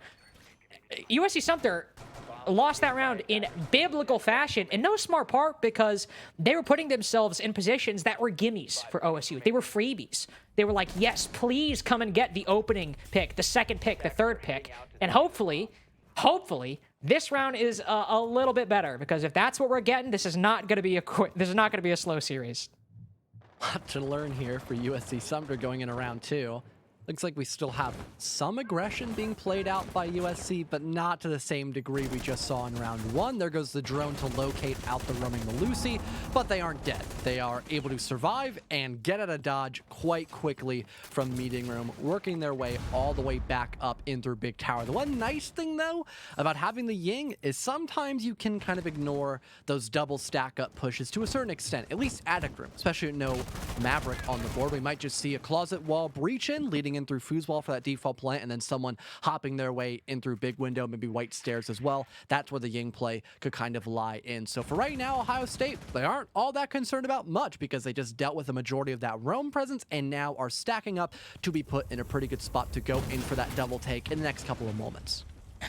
And Decent on a solid position right now. Could find Kuro if the Capcan backs up too far, or even if the Legion Hellbeetle ends up pushing up a little too far. Ooh, C4 sent out, but misses. Stuck on the window. Probably could have gotten a kill, actually, but instead, Arno will send a little gift, a little surprise in turn, though. Caught by an ADS, delayed reaction, return to sender. He jumps in and gets the kill pretty easily. Kuro fully blinded, but there's one just around the corner, but it's all an OSU rounds so far. 3 kills fly their way to the scoreboard, lighting up Orange, and Hellbeetle with a lengthy pre-fire catches Arno, Candela in hand, serving with 100 bullets, making good use of that LMG, just holding down M1 the entire time he was dealing with the player in pit. And now Decky, who took and tried to win the first engagement of the round, is now the last one alive. He's got a clutch of 1v4. Familiar scoreline for players on USC Sumter. Seems like they're always able to get at least one, but then the tidal wave that is Ohio State collides onto the site, and somebody is left with the sullen task of trying to win back an unwinnable round. The same could be said for round 1 as can be said for round number 2, as OSU on the attack on Oregon are looking formidable, to say the least. Well, once again, having little to no trouble dealing with getting that first entry down and having, once again, just good positioning overall for Ohio State. That's the one nice thing, is you can make a lot of headway just with a simple Candela. It forces back the defense, and if they aren't willing to give up that map control, then they're probably going to be fully blind and met with a couple of bullets here and there, like we saw done quite well by Ohio State getting their second round. And it looks like USC Sumter are not going to want to try that top floor for a third time. It's not going to be the charm. Instead, they're going to opt to go into the basement floor with a lineup that's more catered towards trying to deal with that util burn and maybe slowing down a good chunk of Ohio State. But even without just counting the Ying Candelas, there's still a ton of utility that can just stop the Omai Magnets or the Syria Gates from finding all that much impact and still having a very normal attack for Ohio State in that final minute 30 threshold. Yeah, with that Ying, I want us to take a look at round 3 and see how OSU play this, because the Dorms attacks have been extremely quick. Once OSU get an opportunity, get an opening, they immediately take it, and it's all or nothing. They don't, send a couple guys in, poke and prod for some weaknesses in the defense. They're like, no, we got to kill? Yeah, we're executing now. We don't have any time to waste here. We got something coming up later. For basement, if they take the site the same way and they're executing in a minute and a half, especially when they already have a pick, this will be an example of a team playing like they've already won the game. They've already won the series, and they're just trying to carry this out. So obviously, if they play it slower, it'll indicate that OSU are still taking this seriously. But if they just send it on in a minute and a half here, the confidence is overwhelming for OSU. Seems like for Ohio State, they are looking to take their time on this round. They are opting to go for that roam clear. Hey, we still got 30 seconds to leading minute. in through. Yeah, they might change their mind. They might just all sprint down Freezer and go find like 3 kills potentially. It is on the option list as we're still in that first minute. But for right now, things have calmed down for Ohio State. They're taking their time, doing their due diligence in terms of gathering information, feeding all of that to allow more and more map control. And again, because that lack of a general roam game that we saw, it's going to allow for a lot to be made in terms of coverage by Ohio State in that first minute. Yosha is playing aggressive near either the bottom of Big Tower stairs, if not at least in Harry Potter. It's actually the latter of those two callouts with Stop Looking at Me not too far behind him and Pillar as well, just to have those default setups. But again, it's 2 minutes. Ohio State, they've got all the time in the world to get hard destruction down with the ace on the board to also gather information. So it's not that much of a concern just yet. It's just if we see a self-stall by them moving forward throughout this round. Yeah, but the one thing I will say, lacking that Maverick and with the Cade on the board, they are really restricting themselves on the kinds of takes they can go for. Can't open back tower stairs, and there's an Electric Claw on one of the front hatches as well, if it's either blue or laundry. I'm not sure which. It might actually be either, looking at it now. So could have been a little bit of a misplay by USC Sumter right there to could have really hamstrung OSU going in for this execute. But either way, right now, OSU are forced to go for that main stairs freezer take no matter what, but they have their opening. Servant has found the first pick on to Decky. The Wamai gone as well. Ooh, make the Aruni not long for this world. A 5v2, John. Where have I seen this one before for the Buckeyes? Big boost down right now, and it is their second flawless round out of the 3 we've played so far. Because again, once they got that opening, they immediately sent it, and USC Sumter collapsed under the pressure. Seems like they don't even need the Maverick or, again, any default style of play. They just kind of walk in, get their kills, and then just clean up the round. That's pretty much how it's gone every single time. And for USC Sumter, the most we could probably see change by them could be their lineup, and so far it is slightly different. They've got a Goyo and Capcan on the board along with the Mozzie, so there is potential for a lot of Nitro cells. But besides that, I couldn't imagine there being much to slow down Ohio State. And again, Oregon, it's a relatively decent sized map. You can go on that full-fledged roam game. If you buddy up, you could waste about a minute 30, maybe give or take, depending on how effective the roam clear is by Ohio State. And end of the day, if you still lose that first gunfight, it's still a 5v4 Ohio State. It doesn't matter because your main goal is just to waste time. And what has Ohio State had a gigantic margin of every single round? It's been the time frame. That and the man advantage, but I feel like the time has a bigger aspect of that in comparison to just the body count we've been seeing by Ohio State. So just refusing to go on that heavy roam game has definitely been very worrisome so far in this first half for me, Carter. But if they are going to relegate themselves to this sight hold, then bringing the Goyo is honestly pretty good. We've seen how fast Ohio State move when they get that kill, so if you want to burn some time, put a few Goyo packs in freezer. Put some on laundry stairs as well. Put one over by back stairs too while you're at it. I mean, that's where Mustard made a solo play before. So if you can detonate that, waste 20 seconds and force Mustard to play on a different clock than the rest of his team, force OSU to go into their execute, down a man, not officially, but based on positioning and timing, that could be a really advantageous spot for USC Sumter. The question is, of course, can they win their fights alongside of that? And that's been a big question mark for map number 1 and still map number 2. Well, the one thing to note is you talked about the time stall for those Vulcan packs. The big question with them being, if you have a minute 30 to kill, will 20 seconds really prolong that general push for Ohio State? I would have to say probably not. So again, if we don't see a lot of time being spent up by Ohio State, basically from their own play style, there are going to be a lot of problems for USC Sumter once we deal with that final execution. We do have somewhat of a roam game established by Stop Looking at Me and also the Mozzie player of Decky, but so far it's rather far away from all the action that's going on by Ohio State. Stop Looking at Me, maybe working for a pick perhaps. He gets spotted out by the Finka and they can just hold that M1 and probably at least force away the Kaid, which will be fact of matter as they move their way inside a meeting room, kind of in a rock and a hard space. They eventually get spotted out, and there's the first duel once again to favor Ohio State.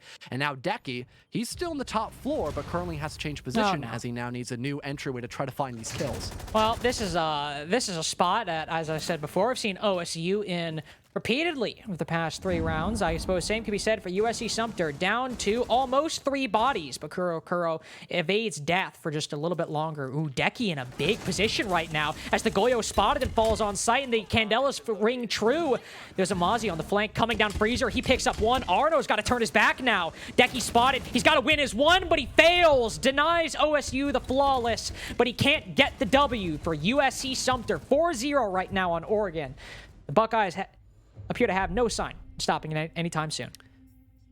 Well, at least it seems like the adaptation was there by USC Sumter, but again, it's not what they did, it was just how they did it on that round. Again, heavy isolation. Stop Looking At Me was completely by himself and was just not in a good spot to be on that roam game.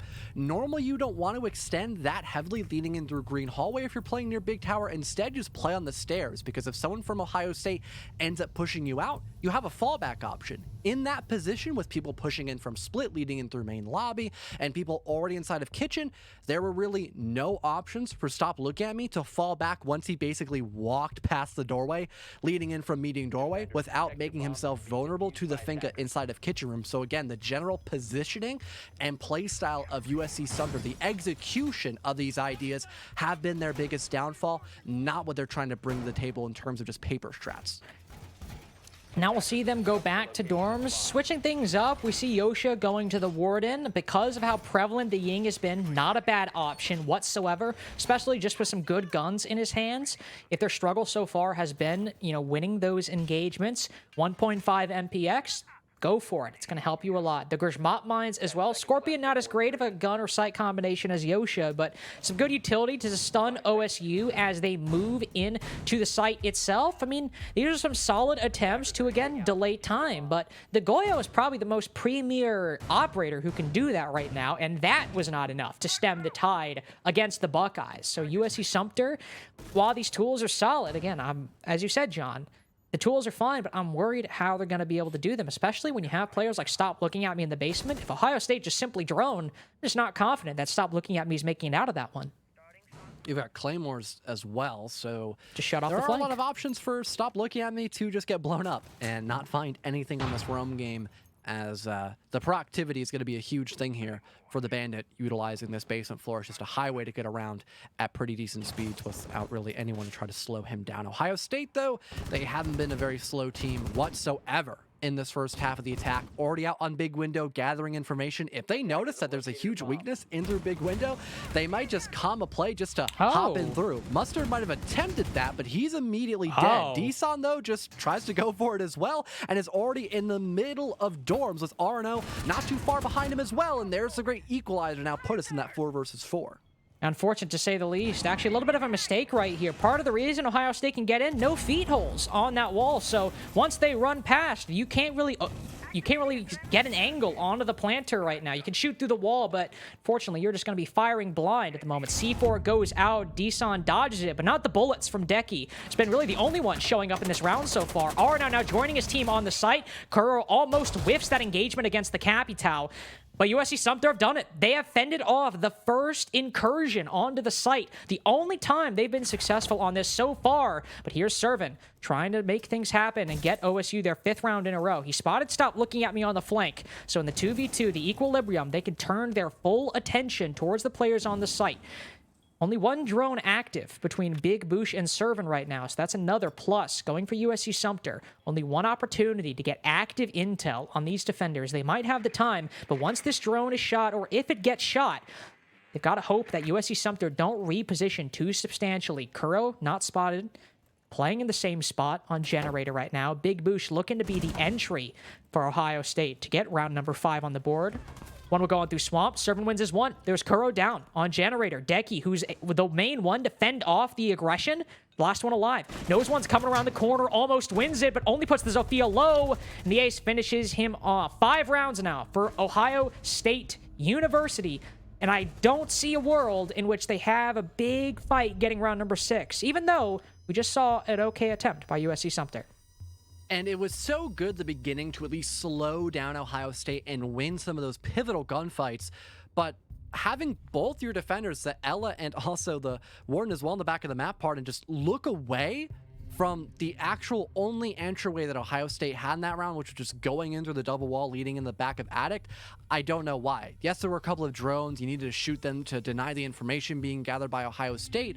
But again, there is just only one entryway they can go through. Someone else can start shooting up the drones, and the other defender can just watch that angle and guarantee Ohio State have no clear way of getting into the site and actually winning those one-to-one gunfights in a comfortable position overall. That was a huge mistake made by USC Sumter in the final minute, and it paid dividends for Ohio State to not even throw away a singular round against their opposition, despite the fact that beginning of round 5 was very sloppy by Ohio State. They'll try dorms again. They have really avoided these tertiary bomb sites, John. And I mean, fair. They've struggled winning the primary ones, so I don't know if I would want to try my luck on a site that favors you even less on the defense. But still, it seems like they're really hamstringing themselves in their site selection, only giving themselves 2 options of basement dorms. And as I said, if they can't even defend those, what's their luck on the third? They're also not really changing their lineup all that much, which could be fine. I mean, we saw that with this lineup that they had in round number 5. They ended up winning it, but that was really more so from Decky getting some big kills, and also Ohio State just getting a little bit ahead of themselves on that big window take. But right now, Kuro on Armory Stairs at the moment. He spotted some players out by main, but I think this is another example of some aggression that will likely be punished by the Buckeyes. Looks like we got Mustard already inside of Master, so he has the cutoff angle for the Jaeger. He just waltzes in, caught in the reload, and yeah, there it is. Good timing and good placement by Ohio State. There is a really nice trade, though, by Hellbeetle, and Mustard just tries to get far too aggressive. Hellbeetle later punish with the T5, at least brings the man advantage back in the favor of USC Sumter. But again, the map control, it's at least there to a pretty good extent, leading in over towards Master Bedroom. They can probably get that double wall opened up and have another key angle to look through when attacking the site itself.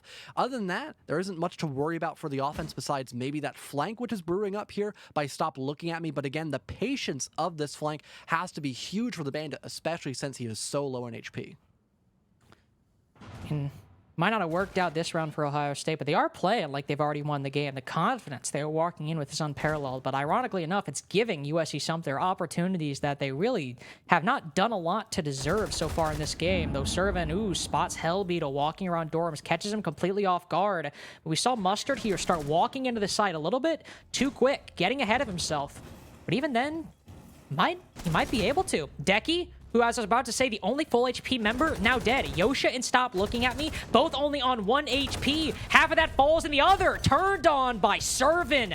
Match point for The Ohio State University. Just 1 round on Oregon defense, John. And they win the series 2-0. Definitely seems like a lot is stacked against USC Sumter right now, Carter. I'd have to say, I feel like the cat's out of the bag at this point. Things are just not looking good for the offense, and they've got a pretty big hill to climb moving in around 7. It's winning 6 attacker round wins in a row against Ohio State, which have, against USC Sumter, have looked almost, if not completely flawless, losing only a singular round. USC Sumter, they are bringing out everything on this round. 2 shields, flank watch, and still tons of heart destruction. I don't know if this will be enough, but it'll definitely be an interesting round to be put in the books here for the Unified Collegiate Championship. Yeah, bring in the Monty and the Blitz.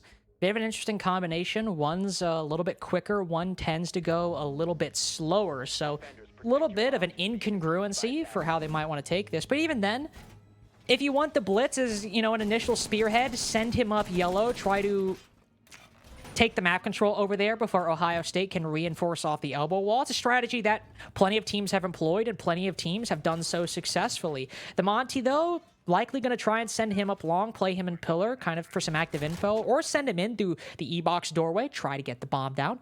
Couple different options you could go for USC Sumter, but it is still a little bit of a difference in mentality. Monty, static. Acquire map control, hold on to it, drone, maybe put him in with the bomb down, but honestly, even then, that's not necessarily the best option. Blitz, acquire map control quick. Move on into the attack, can follow up like a tidal wave behind you. But here, also, I want to be honest, John, I really don't know what the idea behind this lineup is, because Blackbeard, too, he can hold some nice angles, but the fuse? What's he fusing on basement? The hard floor? I don't know. Oh, he's got a shield. That's why. Okay. You now I know why shield this lineup exists. Composition with the Blackbird. It's like the cheater comp you would tend to see, but it's not really working all that well. All right, then we've got Mustard with 2.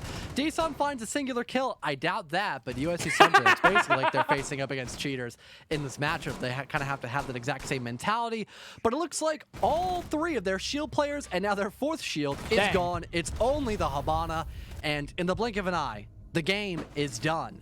14-1 for Ohio State. they move up another set in the bracket, and again, they have a chance at defeating Converse, or at least playing up against them. Just get that sweet, sweet redemption potentially against one of the best teams inside of all of Collegiate, but that's if Converse actually win their matchup up against St. Clair's later today. And that is, of course, the question. We could see an upset later on, and noticed USC Sumter, but I think this was a result a lot of us expected. But I'm not going to hit on that because I don't want to rag on them too much. What I can say, though, is USC Sumter came into this weekend not even expecting to be the one playing a couple days ago, and they still showed up.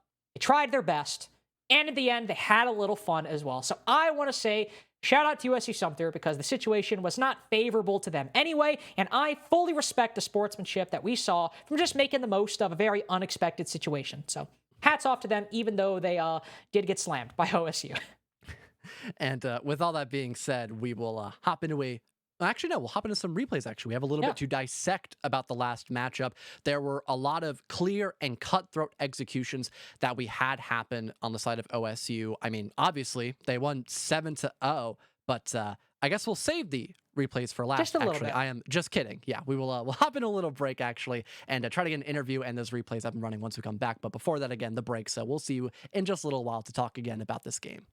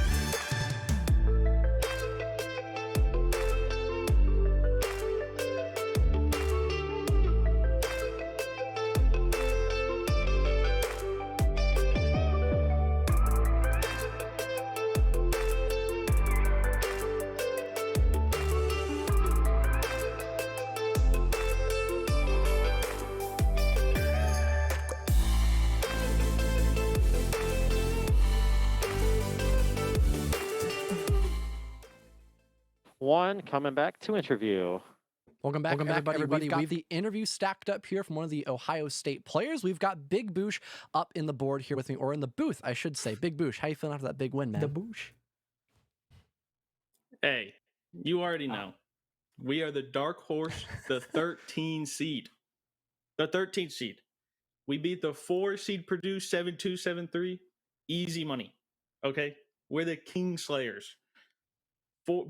We the dark horse. We go into the number 1 seed next week.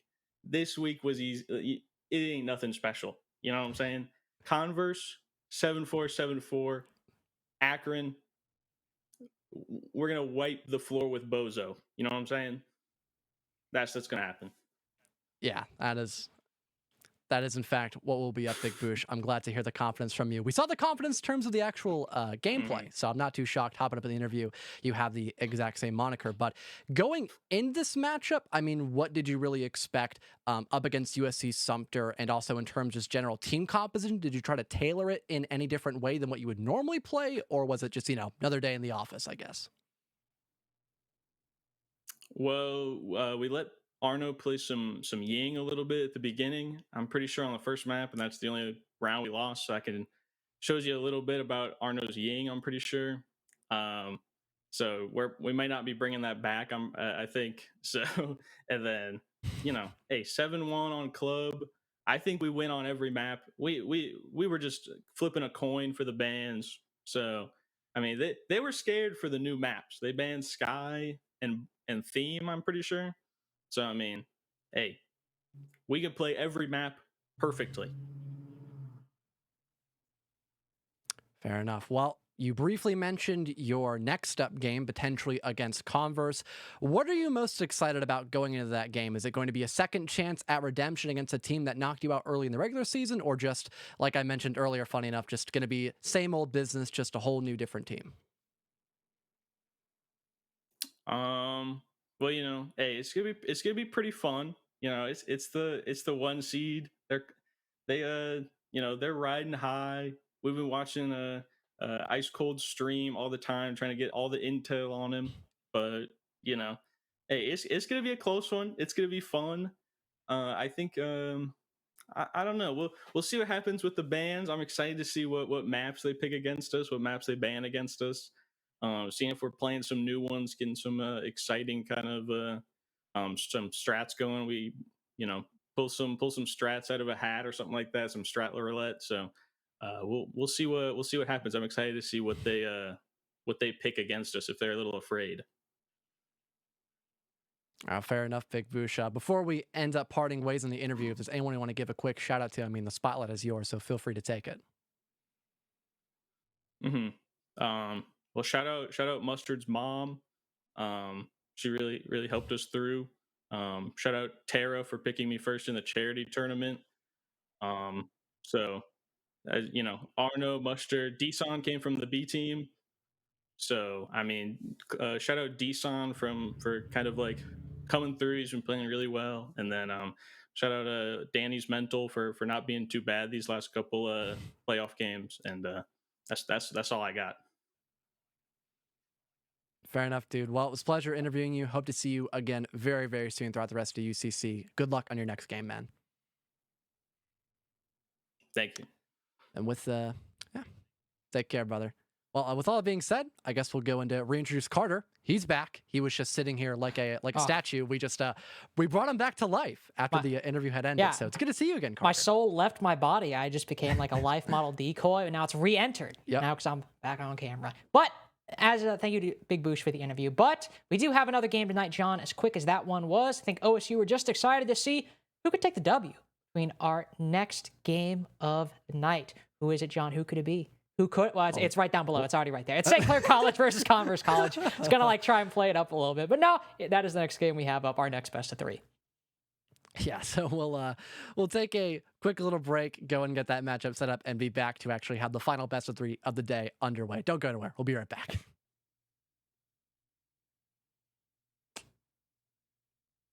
Oh yeah. I don't. Oh, I we don't, trolled. I don't. Yeah, I don't think we I did don't a think we're monkey. actually taking a break. I was about to. I'm not gonna lie, John. I was like, I'll let you go with it.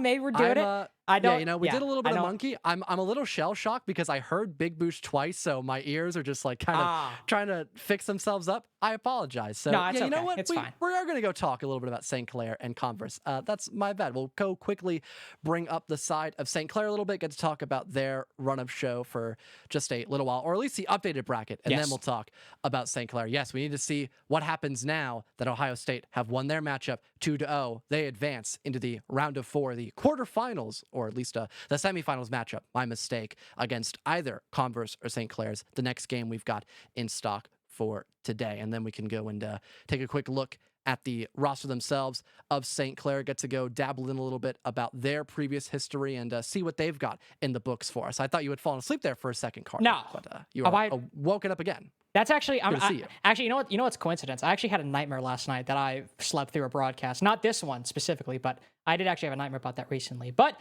I did not have a nightmare about this. Instead, I'm excited to cast St. Clair versus Converse. You can see the roster right here. JM Beast, Big Papa, Rapid R6. He's got the R6 in the name in case you got confused what game he was playing. Chars and Salty Boy Jesus.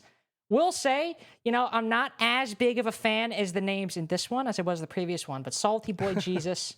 That's a pretty solid one. I do like that one. Well, we have a couple of clips to go show off some of the past highlights from St. Clair, getting to a little more insider information about them. Because again, similar to the side of USC, same thing with WSU Tech, they are a team from NJCAE, so we don't have a lot of information about them inside of the regular R6 collegiate scene besides this group here. So we have a little bit of information about them from their last NECC playoffs game, and I think besides NECC and NJCAE, this is kind of newer territory. So for UCC, there is still a lot to prove these guys, despite the fact they have made it all the way to the championship. Yeah, actually, as mentioned before, I'm kind of the newer one to collegiate. I've actually casted St. Clair I think almost every single time I've come to cast Collegiate. I think I've actually casted a St. Clair match every single time, which is a very odd coincidence. So I'm actually acquainted with this team, at least a little bit, and for what we can expect. Also kind of coincidence that St. Clair is playing St. John's in this clip. Not really anything to note there. I just find it funny, but maybe an inclination is what we could expect from these map pools. You can see here, we see them playing Club right now, a game we just saw today, and hopefully one that might be a little bit less one-sided than the one we saw earlier, but also a bank in this one as well, though one that St. Clair did not seem to do very well on, so might be a map we'll see them avoid in this best of 3 today, or if they opt to ban something else, something we could see Converse exploit, which, knowing Converse, got some storied talent on their lineup from what we have seen from them in Collegiate, and also from even before that with players like Avian. I imagine that's the kind of thing they can easily exploit if you give them some map pool weaknesses to look at.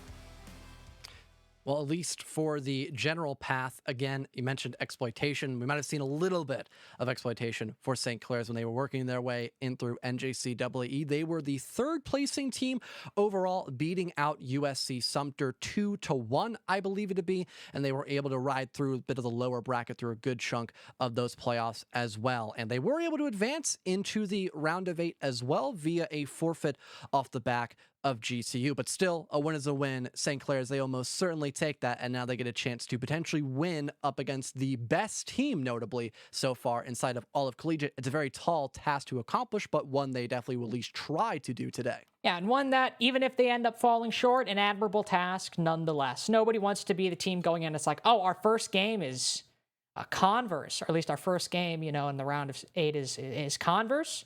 Oh, that's cool. That's obviously not the kind of job that anybody wants to go up against, but I'm sure St. Clair will give it the good old college try, and yes, that pun was intended for the teams and Collegiate as a whole. But let's move on to Converse. Let's take a look at what they can offer, because Lord knows Collegiate and we in Collegiate do not talk about them often enough. They're just, this little upstart underdog team, John, that just, they're just barely got in here. Yeah, I mean, they have been a very solid team ever since their beginning. They're one of the newer top teams for Collegiate, but they have still given it their all against teams like Purdue, against Akron. Funny enough, I feel like their biggest rival as of right now has to be Akron, as those two have been butting heads across all of Collegiate for CR6. They had trouble bouncing back against one another in their grand finals, where we had Akron, I believe, win that one out 3-1 for the entire best of 5, and then it was a complete redemption arc for Converse once they made it into the regular season playoffs here for R6CC. So there is a lot of history in between Converse and also Akron that I mentioned earlier, but we don't have to worry about Akron today. So we'll, for the most part, just stick with Converse and get to talk about some of their past experiences, especially with the help of some clips we've gathered up for their gameplay. And we might have a couple of Akron clips dabbled in there as well to go discuss too, Carter. I'm sure maybe we'll see Fozo running about in one of these clips. We'll just have to see. But we can see some nice visual aids, evidence, if you will, of Converse's past performance. Again, if you have somehow not seen them play ever, first of all, what are you doing? Like, how have you not? They're one of the most well-known teams, one of the best teams at Collegiate. If you're a fan of Collegiate, how have you not seen them whatsoever? But if you haven't, and you're new to players like Avian and Locario, well, we have the clips to show you right here to look at what could you expect. And John, what can they expect from Converse? Is it, just some bog standard team, or can they expect some big plays from players like Ice Cold?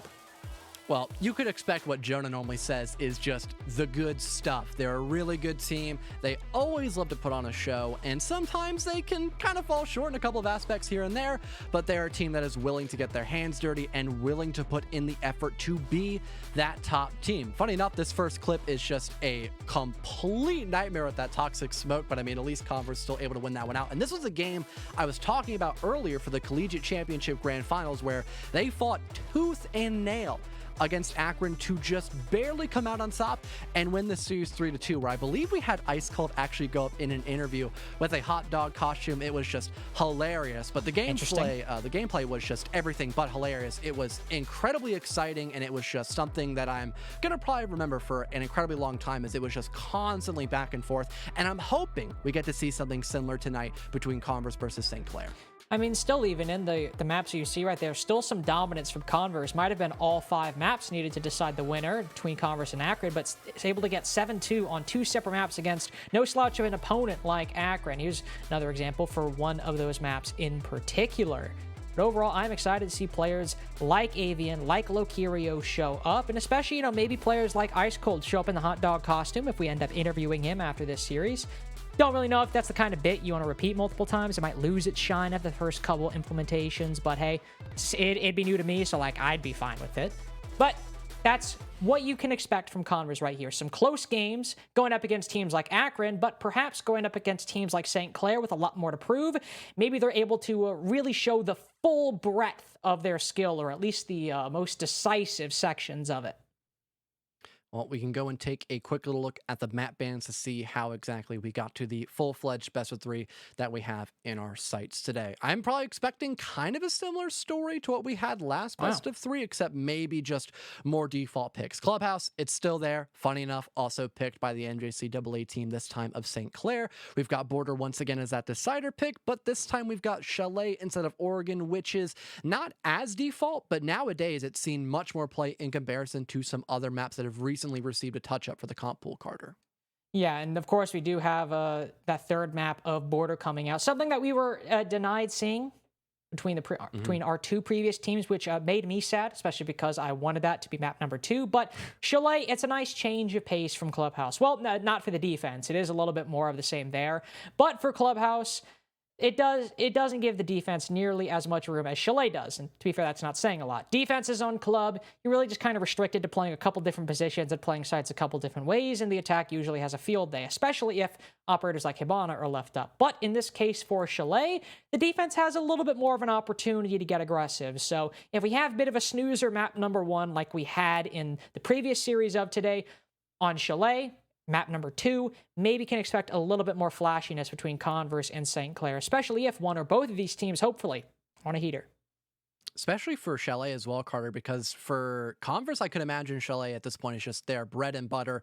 They have accomplished so much on Chalet against some of the best teams inside of Collegiate, especially against Akron. That is like their comfort map for both teams. So map 2, it's going to be an absolute banger for Converse. I can guarantee that. It's where we head in a clubhouse where things could be, I suppose, leaned more into the way of St. Clair's to only a slight degree. I could imagine Converse in general still having a better chance because it's such a well-known map at this point, but it's probably not one of their strongest maps in comparison to Chalet, in comparison to Oregon as well. So it's, again, it leaves a lot more opportunities for St. Clair's, but they still have to be on their toes when competing against a titan in the collegiate scene. Well, it's a similar story to what we said in map number 1, which I suppose is fitting when you have an obvious underdog and an obvious favorite going in. If they don't win the equalizer map, or if they get blown out on the equalizer map, either of those options could indicate a very short series on our hands when you have map number 2 that is so favored by the favored team going into the series. But maybe St. Clair have done some of that work, as opposed to USC Sumter, who just came into the round of 8, getting that forfeit win. Very quick turnaround between then and now.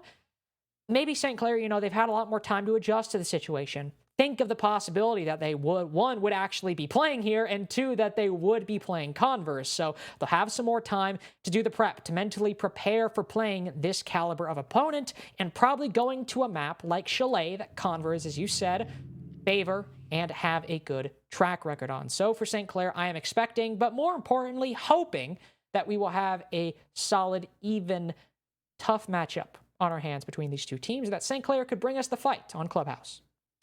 Yeah, it kind of does allow that double-edged sword, at least for Chalet, to have so much map knowledge and just so much book work about your opponent. So that is definitely something to note when we head over to map 2. But again, map 1, that is really going to be the huge pacemaker for both St. Clair and also Converse. And to note about that mentioning of, in general, book work you can do, Border, you don't get that same luxury. Yeah. It has been rarely played in any format of the comp pool. But again, we'll have to wait and see before we hop into map 3 how map number 1 goes. With both teams being ready, we can finally hop into Clubhouse and get a look at the bans and maybe see how the play style ends up revealing itself when we move after those bans as well, Carter.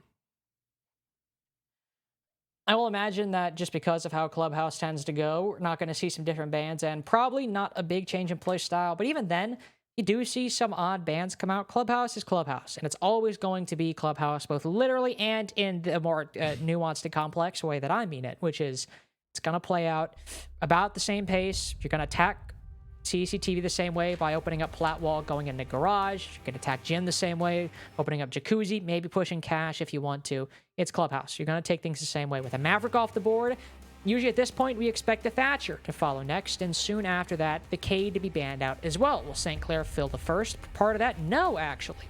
They will take down the Finca. Bit of a different ban than what we predicted and maybe what you expected, but still, honestly, given Finca's position in the meta, a good ban nonetheless. Yeah, it seems to be rather unorthodox when you just directly look at it. But again, with her being in the meta, like you mentioned, it's not a bad idea, especially if you know your opponent. They are much better in terms of winning those gunfights. A smoke ban as well.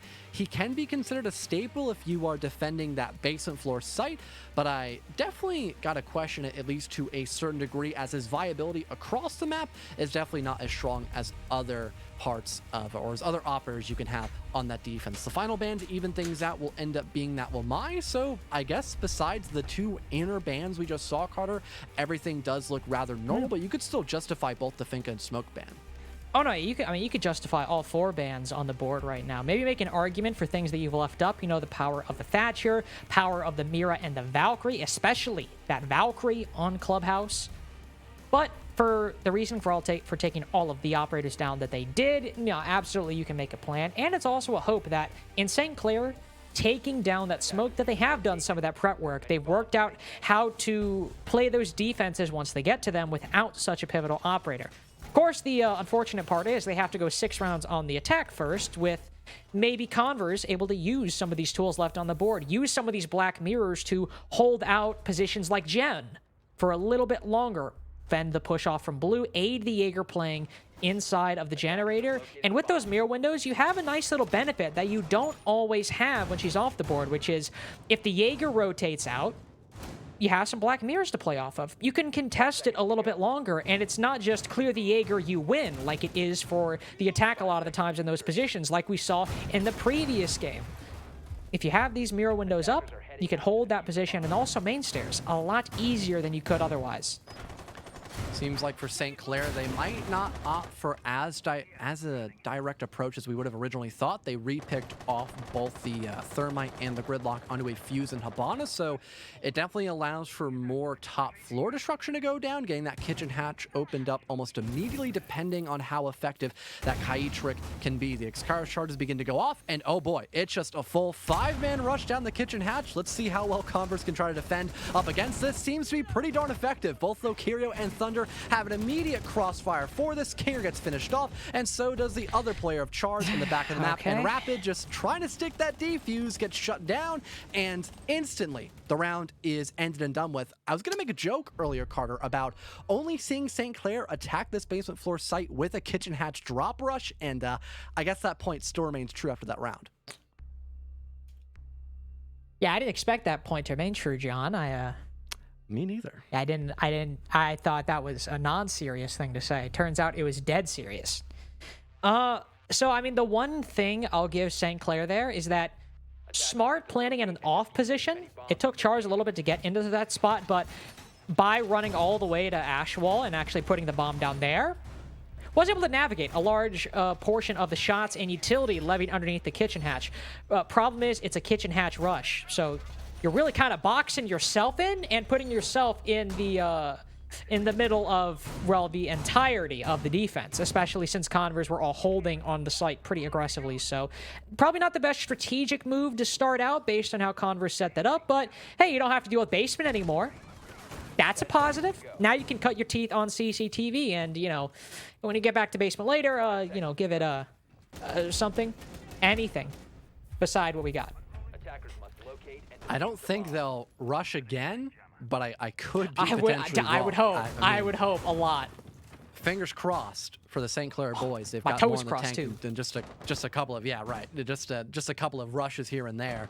With the Ying, I could have imagined it more, but no, looks like St. Clair want to opt for something more default, trying to maybe get that garage door opened up along with the plat wall as well. We have Avian on the bandit trick, and no one's out on the CC window, so far this bandit trick could be done quite successfully. There goes the first of many EMPs, and Avian just backs off. Still 4 batteries in their back pocket. The rush once again, Carter, and so far it doesn't seem to be all that successful, but they find at least one for their troubles. There goes the nitro cell, but it's way too far, allowing that plant to go down, and the man advantage now substantially favors St. Clair as JM Beast hits a great rotate leading into cash. Well, great C4 by BDA, able to take control of down below since St. Clair will never actually held control of it, so that's a freebie C4 right there. Also some active intel onto the player R90, and oh no, Thunder getting active too! The Lion can't react in time! The Rush might meet the same fate as before, Salty Jesus is downed.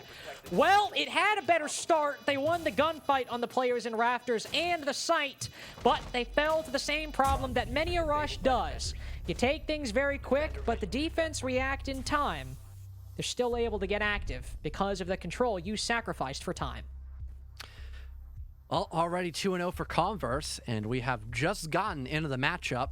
Hopefully that stat line can change, not into a 3-0, but maybe something more palatable for St. Clair as they now go up against, technically still speaking, the tertiary bomb site. It's kind of up for debate now whether Gym and Bedroom is finally stronger than CCTV Room. I'd have to actually agree with that point, but that's a whole nother debate for that's a whole nother talking point for another time, another place, as we've got to talk about the now, and currently we are seeing that Gym Bedroom in play with Amira, which is one of the great things about having her available, is she is very strong for holding off key locations of the map like Jacuzzi Wall just being highlighted, and also that back area of Construction Room via that Logistics Mirror Hall as well. So if you need to give up Cash Room at a faster time than what you expected, you still have a pretty safe fallback that isn't just directly the bomb site. So it does leave in for a lot more options for Converse when they are extending outward towards the eastern part of the map here.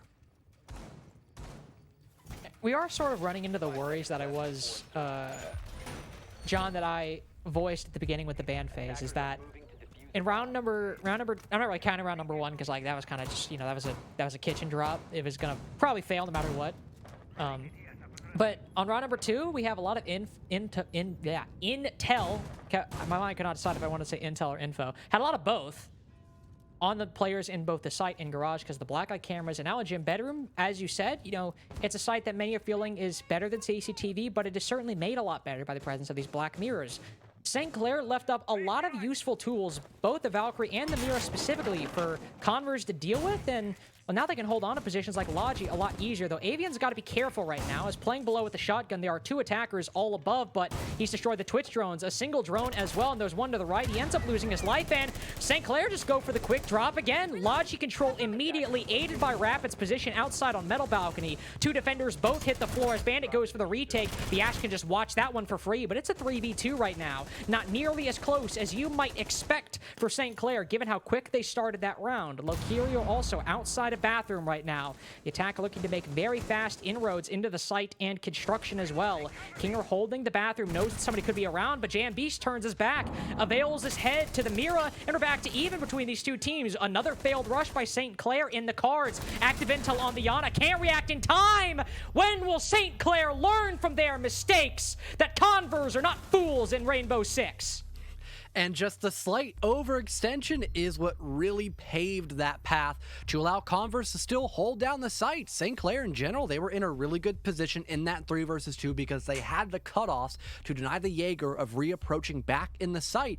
And the Mira couldn't really stop a plant unless they had a very long C4 toss, which would have been very risky and would have exposed her to a lot of just general gunfire by St. Clair. But because they overextended past that natural cover leading into the rest of the bedroom, and because they overextended against the Jaeger trying to retake from construction, it allowed Converse safe 1-for-1s that they ended up winning, allowing them to retake that main advantage and retake the site entirely to not give any chances to St. Clair. And like you mentioned, Carter, we got to see something that just is not a rush attack by St. Clair, because clearly that's not working at all for the offense. I mean, we said that, but they've rushed on literally every site now. Like, John, am I missing something? Like, did I not do my homework properly? Is this part of like... I'd hope not, because that would inadvertently mean I did my homework. Yeah, I was about to say, like, is this like part of St. Clair's playbook that I like somehow missed in the review I did? Because I don't remember seeing this. Like, and this is a very odd strategy to implement against a Converse. Like, no offense, but if, like, you know, they were going against, I don't know, Yeshiva University or something like that, like, okay, whatever, rush every round, go for it. But, like, this is Converse we're talking about. You think you could just, like, rush every site and they're not at least going to put up a solid fight? I don't know. Just very odd position by St. Clair, and Converse will just bring some of the same tools they had before. Are you... Please don't tell me. Well, we might get to see it again, Are you Carter. kidding me? Looks potentially like that. We've Like, got why? the Shamika launchers. That's going to cut off a couple of players. Shield's destroyed, and so is Kinger. He's Like- down. All right, then. This is already happening. This is real, Carter. We are living in reality. Can we? It doesn't have to be. Like, we can redo. We can, like, DQ one of the teams and just, like, restart, right? Like, you know, pretend this match hasn't happened so far. We've got the Oasis shield, but dang, what do you know? If you have one player who's an NPC with the shield out front, almost like the other ones are freebies. Now we've got one player on 1 HP. Lokirio bust out the close quarter Shumika that puts Rapid to 1 health. I imagine ice cold, guys. I think he might be able to win this one a little bit easy. Too many angles to clear and a crossfire for Converse. Are St. Clair throwing? Not to be harsh, but, like, what are we watching right now? I don't really know. As the color commentator, my quote of the day is going to be, I don't know. That is just how we're gonna deal this hand we've been given. Normally I'd make fun of you for that, but, like, I can't even. You can't fault me for once. I can't. Well, What is I'll give happening? you an opportunity later, I could imagine, but you know, if we want to really play devil's advocate, at least St. Clair's tried hitting the site somewhat differently. Instead of just all hopping down the kitchen hatch, they all walked through dirt. And You know, hey, John, that's actually a really good point. The adaptations, you really got to respect from St. Clair. Really, you know, looking at their problems that they did previously and switching it up to go better next time. Do Yeah. you think this time they will all rush CCTV window or rafters now? Is that the God, is that the if option only, here? If only. Well, they've got a Montaigne. They might try to hit Rafters immediately and just see what they can do from that point. Also, no hard breach. So that does scream to me something's going to go crazy here for St. Clair. And it's not a Russian through plat wall, I can say that. It actually would be pretty funny if they open up plat wall and the Monty just shambles in through, like, claw, claw, claw. That'd actually be pretty funny. And hey, you know what? I mean, listen, if we want to, treat this seriously, break it down, if they do want to rush the wall again, if they're able to win the fight with the Rafters player, they can put the Monty watching red door, and that shuts down a pretty powerful angle that the defense has to retake. But you are right in that they're going to use the Monty instead to push up Rafters, because that's like really, if you're bringing a Monty, the only real thing you can do. But we have the same problem as the OSA before, where one of your bodies is an NPC, and if Ice Cold can get aggressive like he is right now, he can take really solid fights with the players that have their gun up. And now the Monty is forced to basically be an idle pedestrian. A person on standby waiting for an attack that's never going to come. Salty Boy Jesus is now the only one left, and like, we can just go to a break, honestly, Durant, at this point. Like, we don't need to, like, we could just, like, all go have lunch, right? Like, I think Ice Cold heard you. I think he found that very funny. I thought it was funny. I thought it was pretty good. It was a pretty good line. But I'm gonna take a sip of water, actually. You go enjoy that. I'm actually out of water, and I'm out of points to give for St. Clair, because I have a strange suspicion they went into this game not expecting to win. I don't know. I don't know what kind of. I don't know what kind of precedents were made to set that. It's not like they're playing up against considered the best, if not the second best team in Collegiate as of right now, in comparison to St. Clair. But that might be the reason why St. Clair is just trying to get frisky on all their rounds. Hey, that could be a good reason. Hey, Rapid said the quiet part out loud. Here for the content. Oh, there it is. He acknowledged that I was starting to dabble into the true meaning behind St. Clair's play style, and just completely ripped it open like a band-aid off a wound, a fresh one at that too, because this looks like St. Clair is still bleeding. They are down 5-0, and the game is not over yet. We still have a lot left to be found on Clubhouse, and then we have another map to discuss, Carter. So we're in here for the long haul potentially. Oh boy. 10 seconds to insertion. That'd be a hell of a reward, wouldn't it be, Jonah? 5 seconds left before insertion. If only I was Jonah. If only. You're not Jonah? Where am I? I wish I was. That would mean I'm good at casting, because that guy is just a machine. What? I'm not. This isn't Dark Zero Sonics right now? Where am I? Hello? Help! You're out of the studio. You're back in your room. It's like you've been just woken up from a dream by your sleep paralysis. I'm like Neo in the Matrix right now, and he gets unplugged and like he's like woken up from the vat. I'm like, the light is too bright. I'm like, where am I? I wish I'd taken the blue pill right now. I wish I'd taken the blue pill. I want to eat that Chateaubriand steak that Cypher was eating. Anyway, right now, as you can see what the setup's going to be, Rabbit is going to Amaro into the main door, try to open up the round first team, get a couple picks, get active, catch the defense off guard, and then the rest of them will hop on through gym window, try to get a plant down inside of there, aided by the Candels as well. Now, let's see if they thought about the Frost mat. Well, they clearly didn't think about one. They clearly did not think about the other. So, looking like match point right now for Converse at the moment, and what might be one of the quickest matches of Rainbow Six ever. Certainly one that I have casted, because we're in a 1v4 yet again with Chars on 1 HP. And John, I'm going to be honest. If Chars wastes the minute 40 seconds, I'm going to be a little annoyed. I don't think he will. Looks like he's hopping in the garage. And he's good. Okay. Well, that happened. Again, the rush formation by St. Clair's that we have seen every round, similar to the 5 rounds before the 6th one, did not work against Converse. They perfectly countered it, and because of that, they are in match point at like a record like 20 minutes or something. We've got like the accurate time if we go back on the VOD, but it's close to that threshold. And that was with me doing a little bit of monkey, doing a little bit of orangutan movement during the run of show. Like, so this is some sort of precedent we have not seen inside of UCC, but we are being greeted with that today. I have a strong feeling that we are not going to see any redemption arc by St. Clair unless they just, I don't know, change everything. Go from night to day at this point. I'm not really too sure, Carter. Now, how could they rush on the defense? They all run out. I would say maybe from plat wall, they've reinforced that. So my next option is like garage door and like stock or something. I don't know.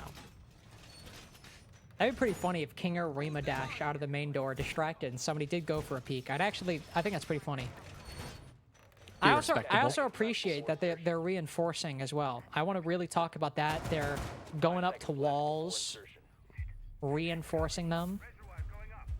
I just really appreciate them using that mechanic. That's all. It's an old known thing. You hold F on a wall.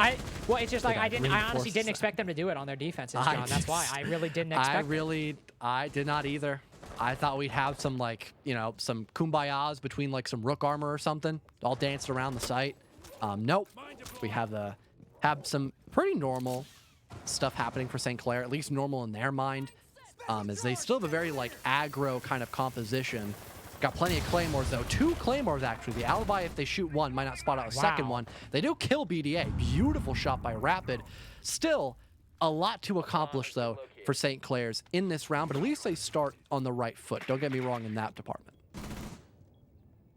I mean, this is what I will say is on the attack, it's a little bit easier to deal with, but on the defense, if you just have defenders who are peeking everything and taking fights like this, I mean, this is something that can trip up a lot of really good teams, and Rapid so far is really making that evident. Sometimes teams, they get a little complacent at that garage door, sprint in front of it like that, and what do you know? Somebody who's doing the not smart thing and getting aggressive now has 3 kills, all from what is essentially the same 2 positions. Look, Hero even pushing forward, just barely spots JM Beast before he's put to 50 HP. Now Rapid running out the main breach. Ooh, ends up losing his life to the ace. So it's also the downside of that play style. If you keep getting aggressive, eventually it's, they're gonna start wondering if you're gonna peak again.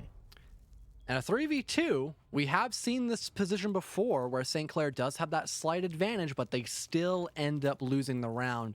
A very risky idea for Rapid to go and secure that trade to force the 1vx now might be the huge thing to grant Converse this potential 7-0 victory. They've got site control. They could go for a plant. There is no Nitro Cell on the board, and the coverage right now seems sufficient enough as Lokirio secures a 3rd kill in round 7 as he begins to try to maybe stick that defuser. There are a couple of red pings here and there, but not enough active information. Lokirio, instead of opting to go for the plant, just swings wide and gets punished by Salty Boy, leaving a 1vx position now for Ice Cold, but he could still try to isolate, especially if he has that information on the Jaeger, gets him very low, but doesn't win the gunfight immediately. It finally happens, and he might have just spotted the audio call onto Char's as well, granting him a 1 versus 1, goes for the swing, low in HP now for the Mozzie, but he can safely fall back. 30 seconds left, so really it's in either team's game, but like you mentioned, Carter, no Nitro Cell, no immediate plant denial. We could see a post-plant position, especially now that Charles has dropped down the hatch to fully rotate. I don't get it.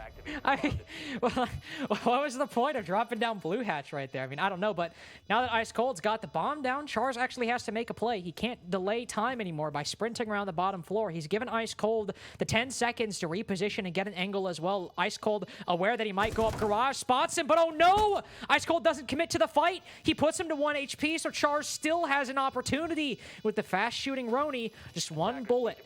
And a spray of 8 or so could be enough to end this round. With some time left, he'll bait out the diffuser. He knows Ice Cold has to peek and can only peek from one way, but he's sticking it. He's just not gonna peek? I mean, I guess he gives Ice Cold the 1v2 there, but a major misplay by the Mozzie lends Converse a 7-0 on St. Clair's map pick, and I want the time on that, because I genuinely think that might be one of the fastest matches I've ever casted. We are now at 6 o'clock Eastern. While the West Coast people, that is just 3 hours behind, so 3. For the you can look fake, at your clock in the bottom right. For the so, fake I mean, time. Clearly the unreal time. Exactly. But that game was ended in basically unreal time. That was just an incredibly fast blowout for the side of Converse. I mean, we expected this kind of going into it, but not to that degree, especially with the play style that was implemented by St. Clair. It was just out of the ordinary. It was weird. It was gritty. It was gnarly. And it didn't work as well. That was a very fast matchup. And pretty soon, we're heading into map number 2 as well, Carter. So a very interesting storyline to begin to brew up, I have to say. Yeah. Fun fact, actually. we are one round off of the minimum amount of rounds that could have possibly been played today. Obviously, if both series are won 2-0, the minimum amount of rounds played would be 28. Right now, we are at 22 played. So if it's another 7-0, it will be one above that minimum number of 28. So we'll see if that ends up happening. But of course, we'll have map number 2 for you. Chalet, back in just a few minutes after we take a quick break. So don't go anywhere. We'll be right back.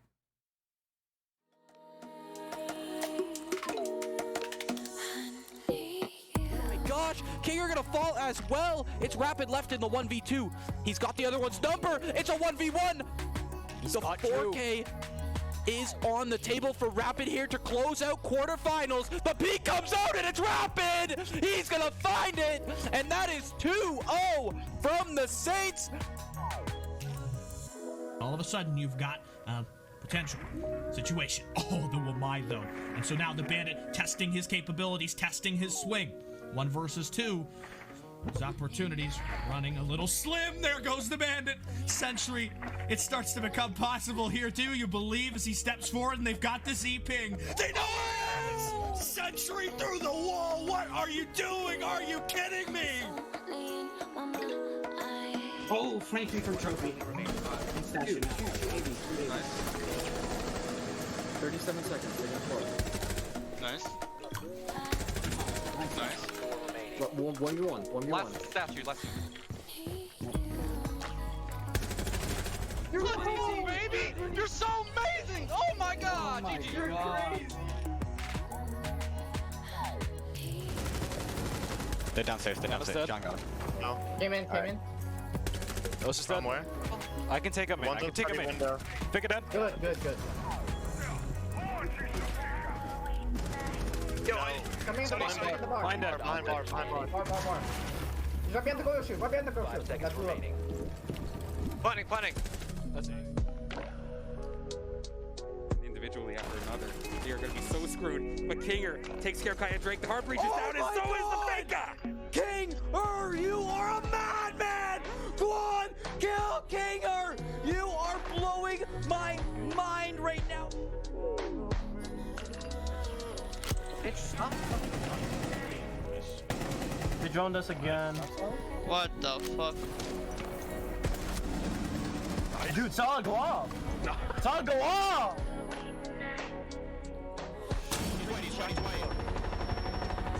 He's dead. And now.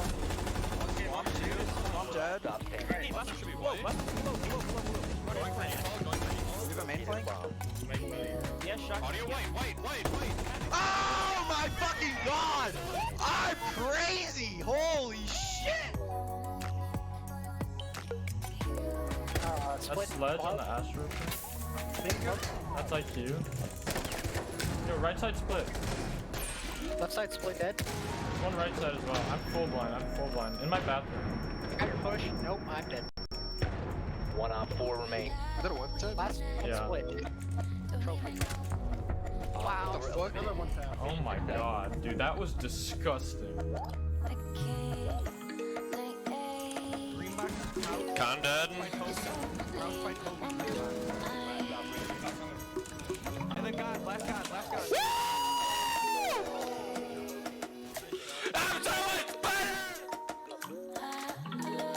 No one will be able to pick up Servant for the time being. Plant going down, but where's the coverage? It's a one-tap by RNO. Still a big hill to climb, but he'll make it a second. He's trudging higher and higher here up the elevation as he finds a third. Hold on a minute. I might have to hold my breath. This might be doable. His position is well known at this point, but he only needs to find 2 more players. Taco on such little HP. The down will be confirmed now. They officially know that this is a 1 versus 2, but they keep feeding him 1v1s. He almost finds all 5. That's what RNO! What just happened? I have to retrain my words. Who are you peeking now, NC State? You just made the lifetime blunder here on Coastline. RNO just clutched a 1 versus 5 against probably the best team at this event, NC State. What a...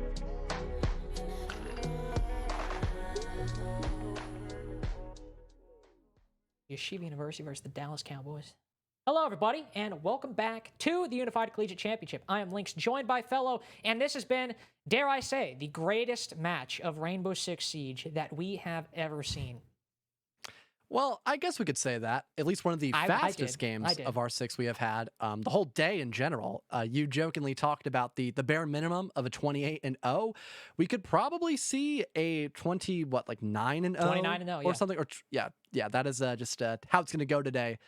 Potentially, or we wouldn't even need the O at the end because we're counting all the rounds, but you know, add extra filler, make it fancy. That's how it normally ends up going out. But a little bit to talk about, I guess, before we hop immediately into the matchup. Carter, what's your initial take going into probably considered the best map for Converse here on Chalet? What are you thinking about as we? Yeah, I want to ask what my take is. You want my thoughts on this? Well, John, I think if you were impressed by map number 1, if you saw what St. Clair did and you were like, I need more of the rushes, well, my friend, my good man or woman, whoever you are, my friend, I promise you, pinky promise right now, Chalet is going to be more of the same. It's going to be more of that, especially if we see, I saw you pinky promising as well. I actually really appreciate that. It was very cute of you. I got you. If we see St. Clair on attack, oh boy.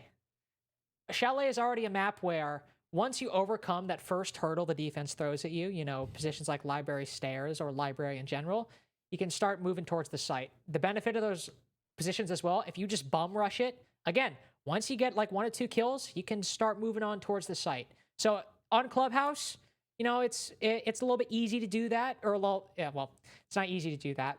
It's you know, there are some ready-made positions like Platwall where you can rush in through. Don't worry, Chalet is not going to be too much different. It's just like 1 extra step. I'm really wondering if we're going to have the full rush department go on just full blitz, I guess. You're not honestly sure? not even wondering. I'm wondering how it's going to happen, not if it's going to happen. That's I should have specified. Yeah, That's Carter almost went on full like mental. I was about to like meltdown. Lift up my chair and throw it out the window, and you said that. I would just done a standing cast for the rest of this if you had said that.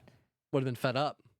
Gonna have to go write your essay as well while standing up too. But looks like we get to sit down, have a nice cup of water, perhaps, stay hydrated, and get to talk about this next game underway as we've got Chalet ready between both St. Clair and Converse. They have all 10 Rs, so we can go discuss the bans and discuss probably, again, not if St. Clair's are going to rush into site as they are on the attack for the first half, but how they're going to do it exactly. If they bring out the Amaru, or if they bring out some other ops instead, that's, you know, aren't the Amaru, perhaps.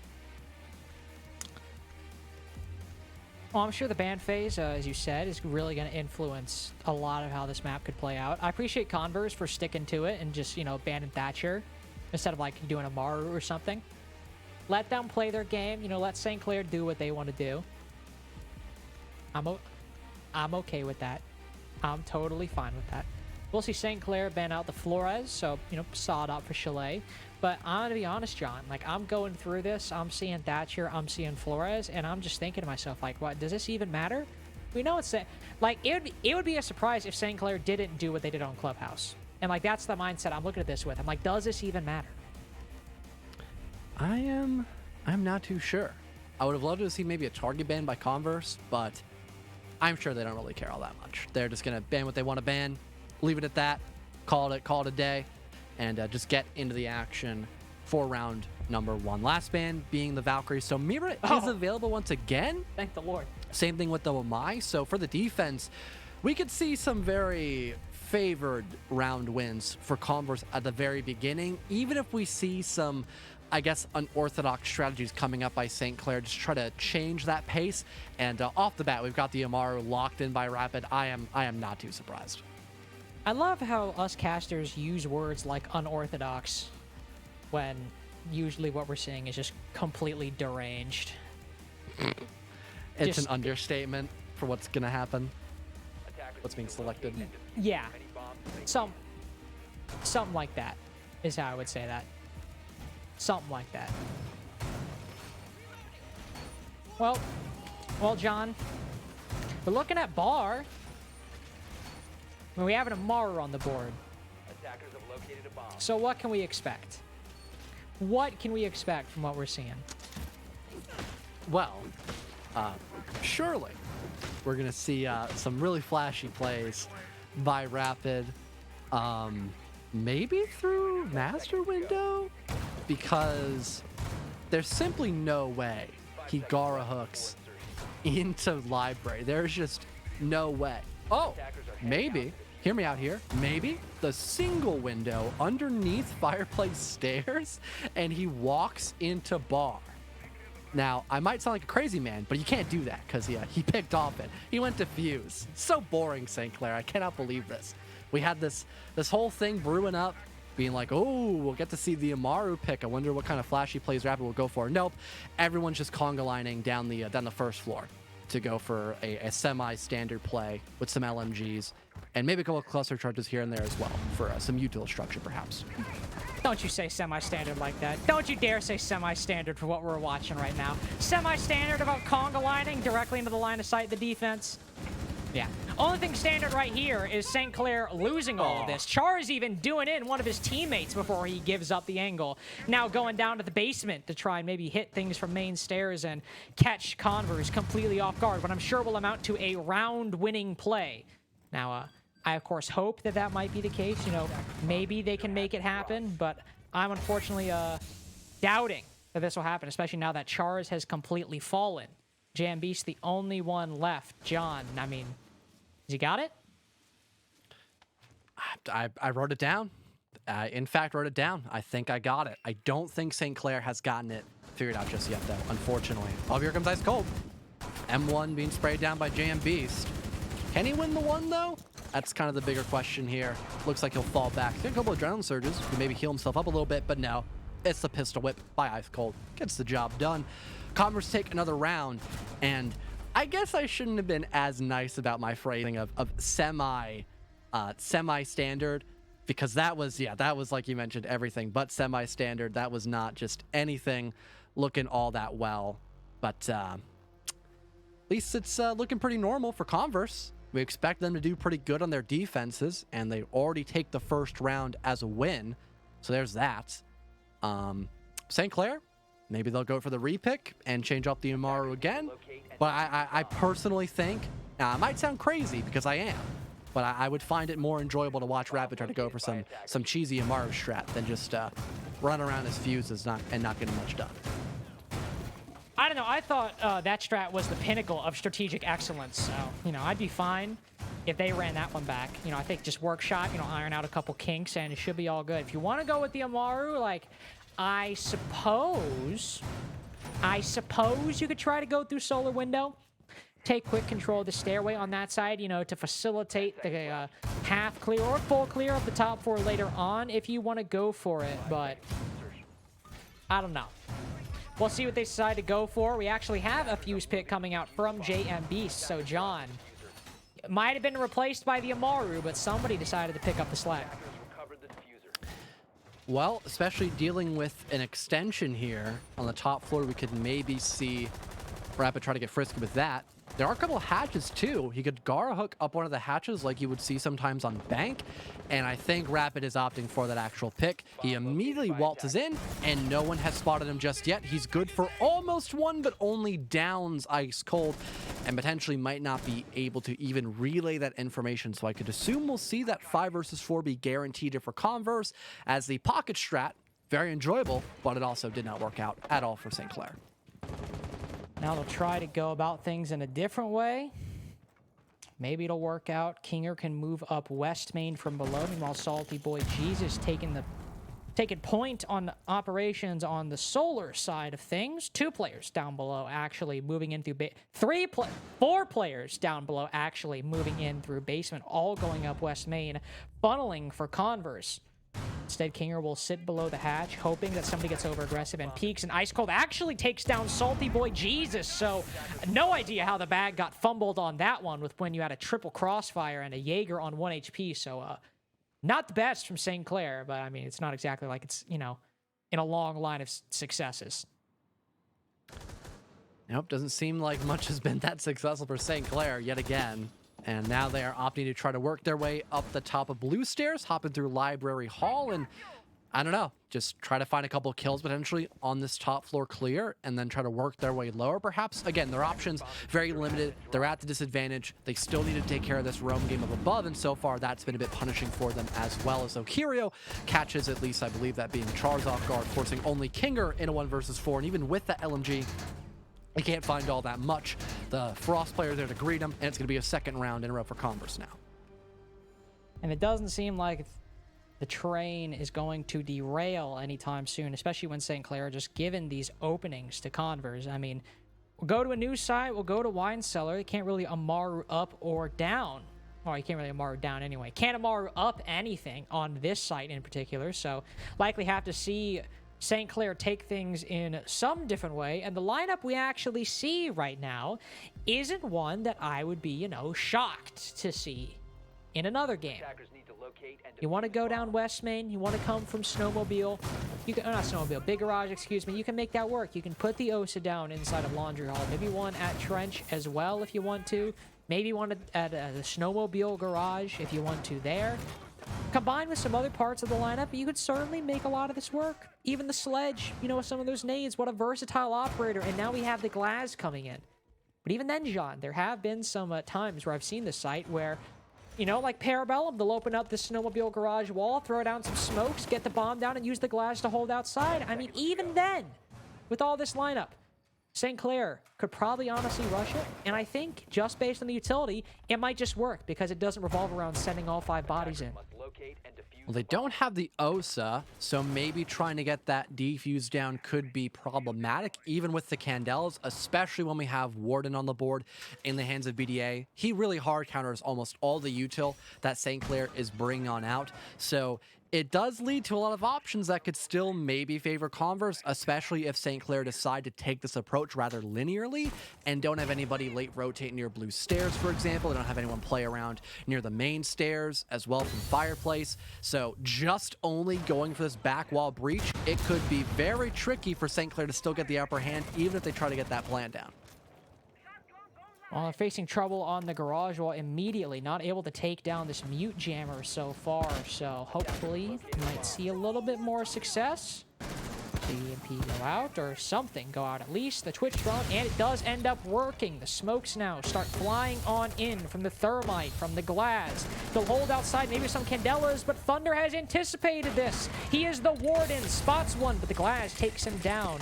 2 roles fighting each other. One could see through the smoke on the defense, and there's a counterpart on the attack, but unfortunately, even though it's a 3v3, it ends up boiling down to favor Converse as they have the diffuser inside of their own home turf, and Thunder is also doing the most work he possibly can for Converse in this round so far. Everything for St. Clair seemed like it might be pointing to success, especially when those first few kills came in, but because of the setup that Converse had going for them, now it seems like they're in another losable situation unless Converse gives them an opening.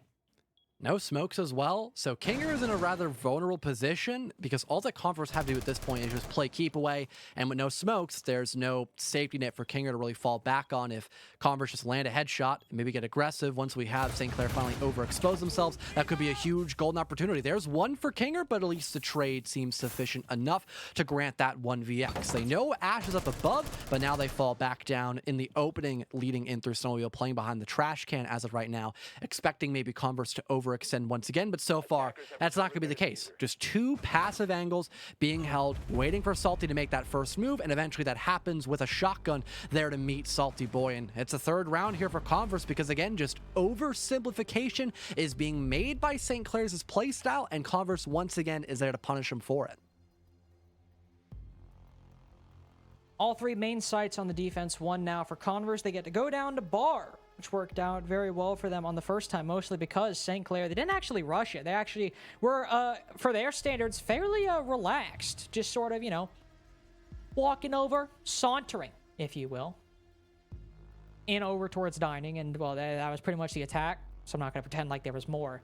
For St. Clair right now, might see them change it up. We don't see a fuse like we did last time, but maybe they'll change it up. But, I mean, overall, John, if we even see them go above the site, just for like literally a breach charge worth of vertical, it'd be a vast departure from what they have done on these 3 rounds of Chalet so far, which I will say, they haven't all been bad. I mean, that previous round that we just saw had a rush that was well coordinated off utility. It's just like everything else that is, you know, leaving the bad taste in my mouth.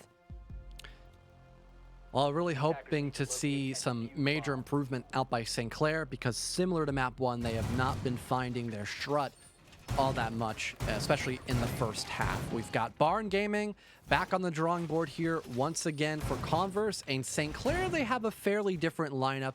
A really big emphasis on the flank watch with both the Zero and Nomad, but also still a bunch of opportunities to go in for that burn, especially now having a ton of nades with both Kinger and JMBs and having that soft destruction. I could imagine for one round, St. Clair, they're going to opt to maybe go for a rather default approach perhaps, but now they've gotten off the sledge on El Capital, so now my mind begins to race once again as the prep phase is about to end, Carter. 5 seconds left before insertion.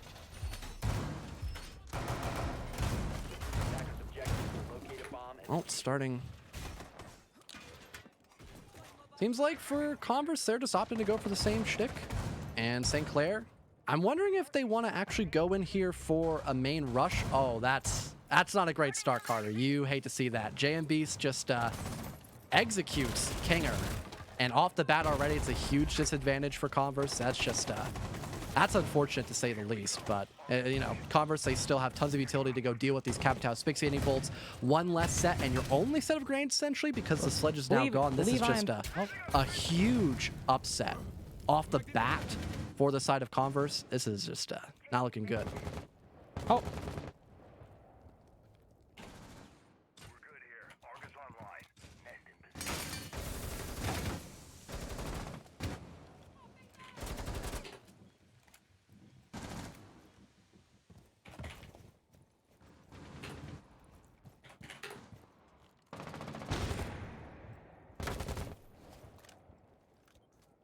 Believe I might be back now. Sorry about that. Well, I think we hear you again, Carter. Yeah, sorry about that. I'm having some internet and some audio issues, so got disconnected from TeamSpeak. But now I'm back. But John, I don't think I've actually missed much, to be perfectly frank, because what do you know? Converse are still in the 3v5, and the entire clear is collapsing for St. Clair at the moment.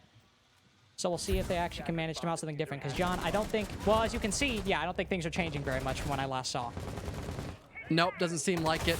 Bit of dead air and a bit of a dead map control for St. Clair. If not any existing map control to begin with. They're still outside of the building and have not already put into their graves. 5 versus 1 now for Converse. A minute left to go.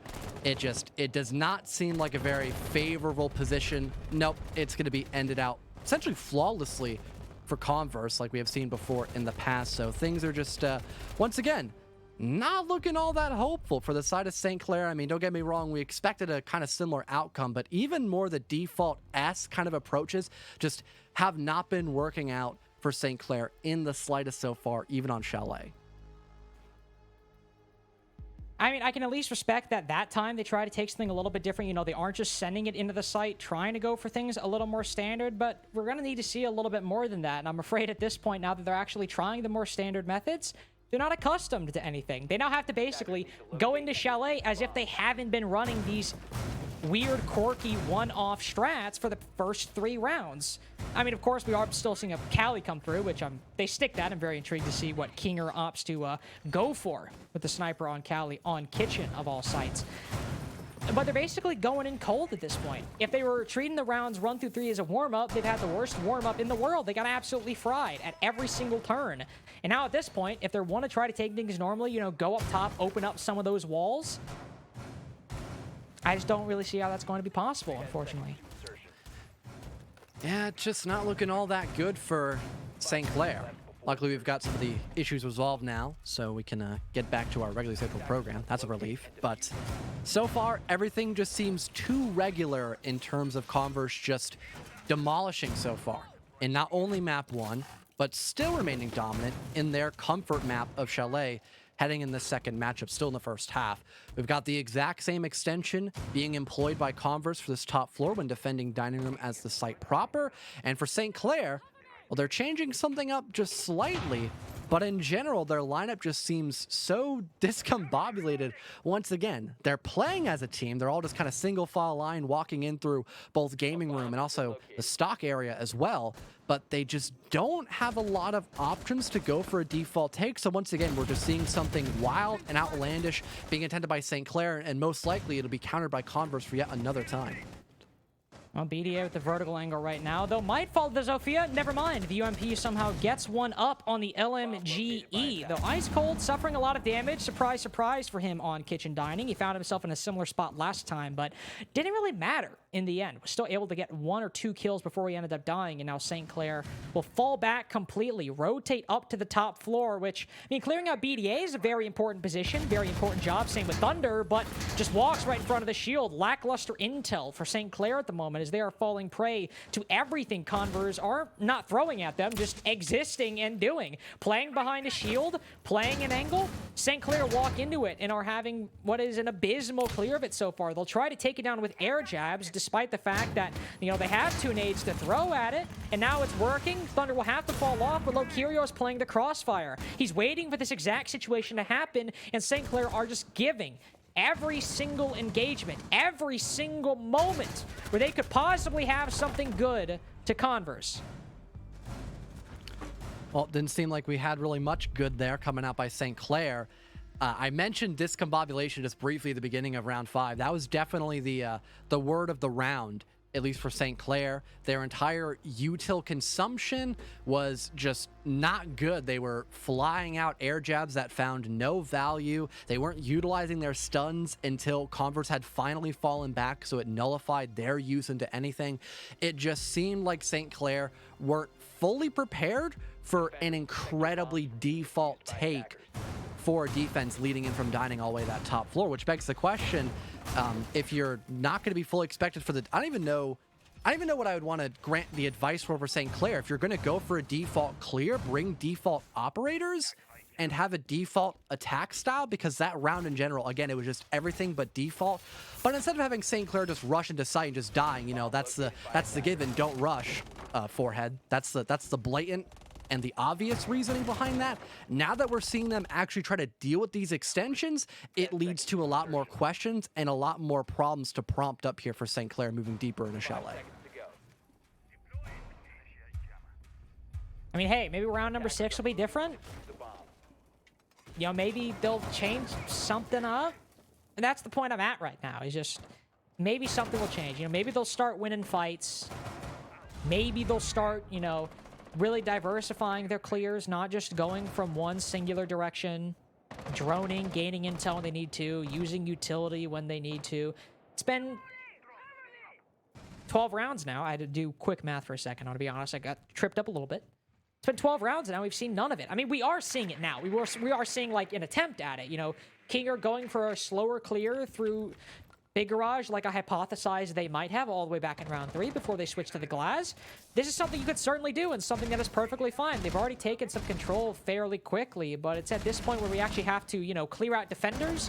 That's when the problems start arising. It's this phase is, for the most part, fine. It's the next one that's problematic. Well, first minute just over and done with. No one losing their life just yet. The Twitch room's gonna get thrown in to break that mute jam, but Lokirio across the ways still gets rid of Chars. One of your only set of grenades, actually, and your main self-destructor is now gone too. Avian loses a bit of HP, and in the background, we've got that air jab deployed, allowing Salty Boy to actually cut down the roaming Orc. Just deploys yet another air jab to stop that flank from being a problem later on. And Rapid gets rid of Ice Cold, so eventually we've got that advantage favoring St. Clair, but not for very long, as JM Beast has no option of escape against those toxic smokes, granting an equal position. But still, not the worst predicament we have seen St. Clair, and this is probably one of their more favorable rounds we've seen in a very long time, Carter.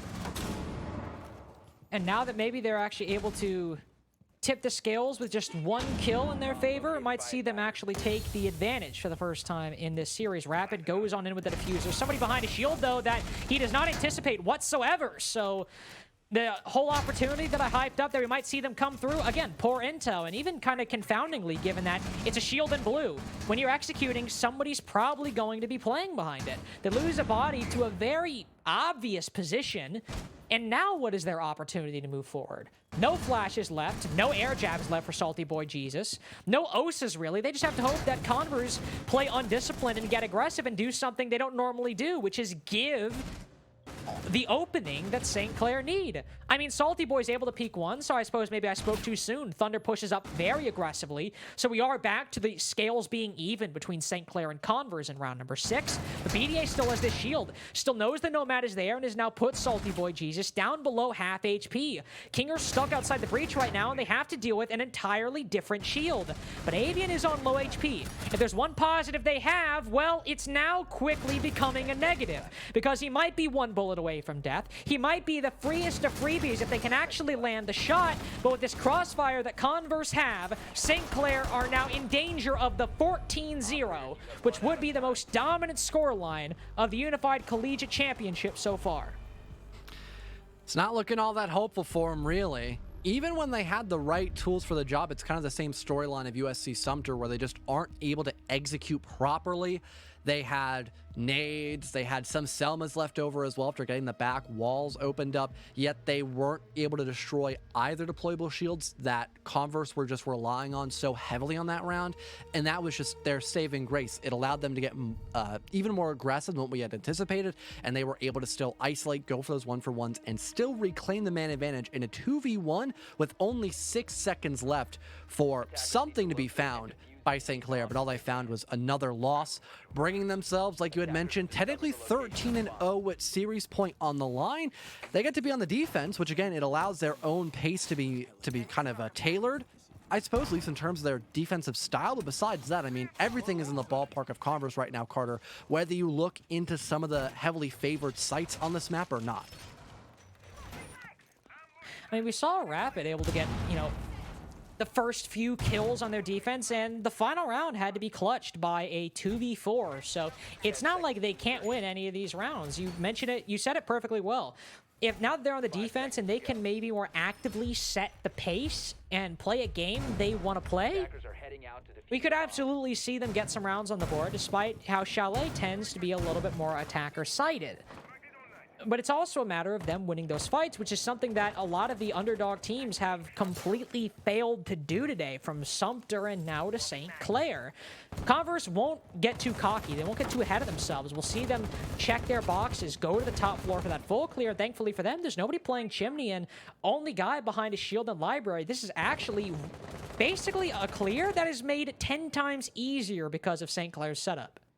Yeah, they just need to deal with Chars, and that is about it. They could probably ignore Rapid, especially if they have someone just actively watching that flank, and they could deal a lot of damage pretty early in this round. Excalibur charges get deployed, but no one's playing behind Chimney, so it's not going to really bear any fruit for Converse. But we could find something as maybe that grenade tossed out for the back of stock. Nope. It'll be a dud, but still tons of map control in the first minute by Converse, and they are really looking to set themselves up for a proper site execute, and at the very least, some sort of opening duel as a win. Of course, there's always Chars you have to worry about, though, playing on these library stairs. Could get aggressive inside a library, but Converse have a lot of their bases covered in other areas of the map. Have a drone watching main right now. Know the Legion is there. Avian tries to tangle with him, but shots go wide. Unfortunately, Legion tucked just around the corner, so no opening there. A nade goes on into stock instead, but it's cooked a little bit too light. The Frost able to evade that very easily and survive, and that's an angle that Converse, if they want to win this, will have to deal with, because it doesn't look like JMBeast is getting too aggressive. Now Lokirio jumps on in, and bam, there it is. That's what happens when that nade goes wide. Thunder able to bring things back with a kill onto Rapid, and Converse have this top floor, sure, but St. Clair, and I can't believe I'm saying this, John, are actually playing this like it should be played. They might have left some positions up for free, but they're playing this defense about how you could expect. But now that Chars has fallen, hope is still not fully there for St. Clair. And at this point, I think they've got someone trying to proactively deal with the player in the back of stock that could maybe ignore Kinger. So this really is just a very, I suppose, 50-50 round, you could think of it, depending on just the general thought process of Converse and how they're able to attack in these final 30 seconds. Cases drop, they'll have to recover it and most likely have to go for a couple of aggressive plays. Oh no, the Legion playing right underneath the open hatch just gets shut down by BDA, bringing back that man advantage here for Converse, and still having Kinger in the middle of the hat or in the middle of Mutter and Pardon just can't do all that much. He has to push out there to stop the plant, and there just isn't much he can do. And just like that, Carter, the game is over and done with at record pacing, 14-0. For Converse, they get to have a redemption matchup up against OSU to potentially move all the way in for the grand finals here of UCC. Yeah, and I think, again, not to be a downer, not to be negative, I think that might be a better game than the one we just saw. So I'm certainly looking forward to that, but we can say goodbye to St. Clair for this matchup in particular because, John, looks like they had might have already checked out a while ago. Definitely seems like that, but hopefully we can go and, fingers crossed, get an interview with one of the players in Converse very, very soon. But before that, we will go into a quick little break and be back to get to pick at the brains of someone on the side of Converse to see what was going on in their minds during that 14-0 matchup. We'll be back.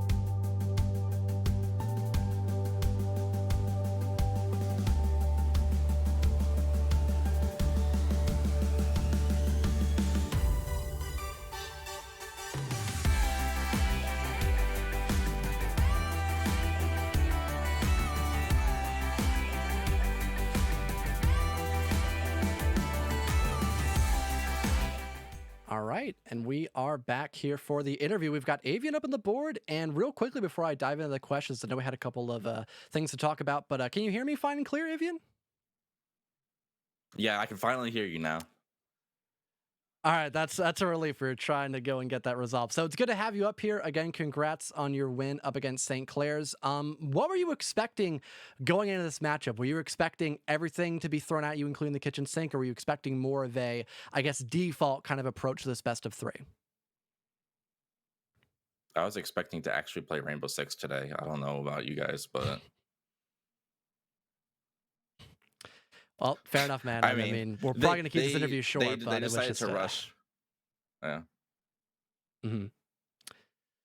It's kind of how it is. But I guess looking forward into your next matchup here against OSU, you guys have played them before in the past. What are you probably expecting, I guess, going into that best of 3 next week? Going into the best of 3 against OSU, I think it'll be actually a challenge because OSU they've been getting a lot better from where they started at the beginning of even, let's say, CR6 Stage 3 and at the beginning of the Collegiate Championship a few weeks ago that we played. And their impressive defeat over Purdue was nothing to be snuffed at. So I think that game will actually be interesting to watch. Fair enough. Well, we kept the game itself, or at least you guys kept the game short. We'll keep the interview short as well. If there's anyone you want to give a quick little shout out to, I mean, the spotlight is yours. Feel free to take it. And then with that being said, I guess we can say our farewells afterwards, Avian. Yeah, sure. Of course, I always want to shout out our school, Converse University, for always supporting us and giving us the necessary tools to succeed. I want to shout out my teammates for, in particular, Ice and Loki for carrying us today because I had a great night last night, and we'll leave it at that. And I want to shout out to my parents for always continuously supporting me throughout my professional career and now throughout my collegiate career in Rainbow Six. And that's about it. Fair enough, man. Well, go enjoy the rest of your day after winning out against St. Clair's, and hope to see you again next week, man. I'll see you again. I guarantee I'll see you again next week. All right, looking forward to it, Avian. Well, we'll bring away Avian and go reintroduce ourselves to Carter. Go revive him from the grave a second time. Good to see you again. But we had a lot of fun happen today, I guess you could say. We could go and maybe give a little bit of a debrief as we go and talk about maybe the bracket that has been updated soon after our matches that have been in played. But did you expect the day to kind of end so abruptly, I suppose, today, Carter? Yeah, I had this all planned out. I mean, I was sleeping last night. You were the one that wrote the script? Yeah, I was. I didn't look over. Right. No, it wasn't a script. It was more so like I entered the astral plane last night. I said how I had like a nightmare about potentially, missing a broadcast, one of those kind of like normal nightmares you have. But no, I actually foresaw this completely. 29 rounds played out of a minimum of 28. Like, this was just completely obvious. Like, I knew this was going to happen. How could you not? Really? If you didn't know this was going to happen, you didn't do your homework. It's actually, you're the weird one if you didn't know this was going to happen. Well, we can go toss it over to the updated bracket to go see how everything falls in now, with the win being had by both Converse and OSU, both being 2-0, funny enough. So again, they will be the ones facing off against each other, but we still have some incredible matchups to talk about that we'll be getting to see very, very soon, starting out tomorrow at roughly the same time. I believe it's not Akron versus Wisconsin, it's Akron versus Kettering, and then it will be NC State versus Wisconsin. I knew they made it all the way over into the round of 8 as well, just couldn't recall what team exactly they were facing. But this is what we actually get to see. All the teams that I've mentioned a moment ago, all brought up on a beautiful little bracket we get to talk about for just a moment, Carter. Yeah, and I'm pretty sure, listen, I'm not 100% sure, I'm never 100% sure on anything, but I think, and John, feel free to disagree with me or agree with me, think the two games tomorrow might be a little bit, just a little bit closer than the ones that we saw today. Obviously, one by choice, but also, likely just because I think the competition might be a little closer tomorrow. I would hope so, but we can go quickly pull up the schedule as well, just to fully confirm what we've got in the store for tomorrow at May 1st, 1 p.m. Pacific Standard Time. We've got Akron versus Kettering. Again, a well sought after matchup. We've got one of the titans of Collegiate, that being Akron, versus a team that has never really broken that top 5 threshold. But for the UCC, that could actually happen today, depending on how well they do up against Akron. Maybe they get that upset win or at least put up a good fight. And the same thing can probably be said for NC State versus Wisconsin. Again, a fantastic team up against a newer / up and coming team as well. So for tomorrow, the games will be, I would hope, not as one-sided as what we saw today. Well, I know I'm personally hoping for that NC State Wisconsin game. Just, yeah, maybe I'm a little biased. I'm still, learning the ropes in a lot of ways. I think Akron might win, but at least for me, John, I'm looking forward to that NC State game tomorrow when I will tune in to watch, Jonah and Reese take you guys through that. Yeah, I'm going to be looking forward to that one as well. Getting to watch that as the spectator, just as a fun viewer, not have to worry about all that much. Get to just see the game for itself truly and get to go enjoy some good commentary as well. But that ends out the day for all of us. It was a whole lot of fun to be up here again for the round of 8 here at the UCC. But with all that being said, we hope you all have a great rest of your night and to see you all again very, very soon for some more collegiate action. Take care, everybody.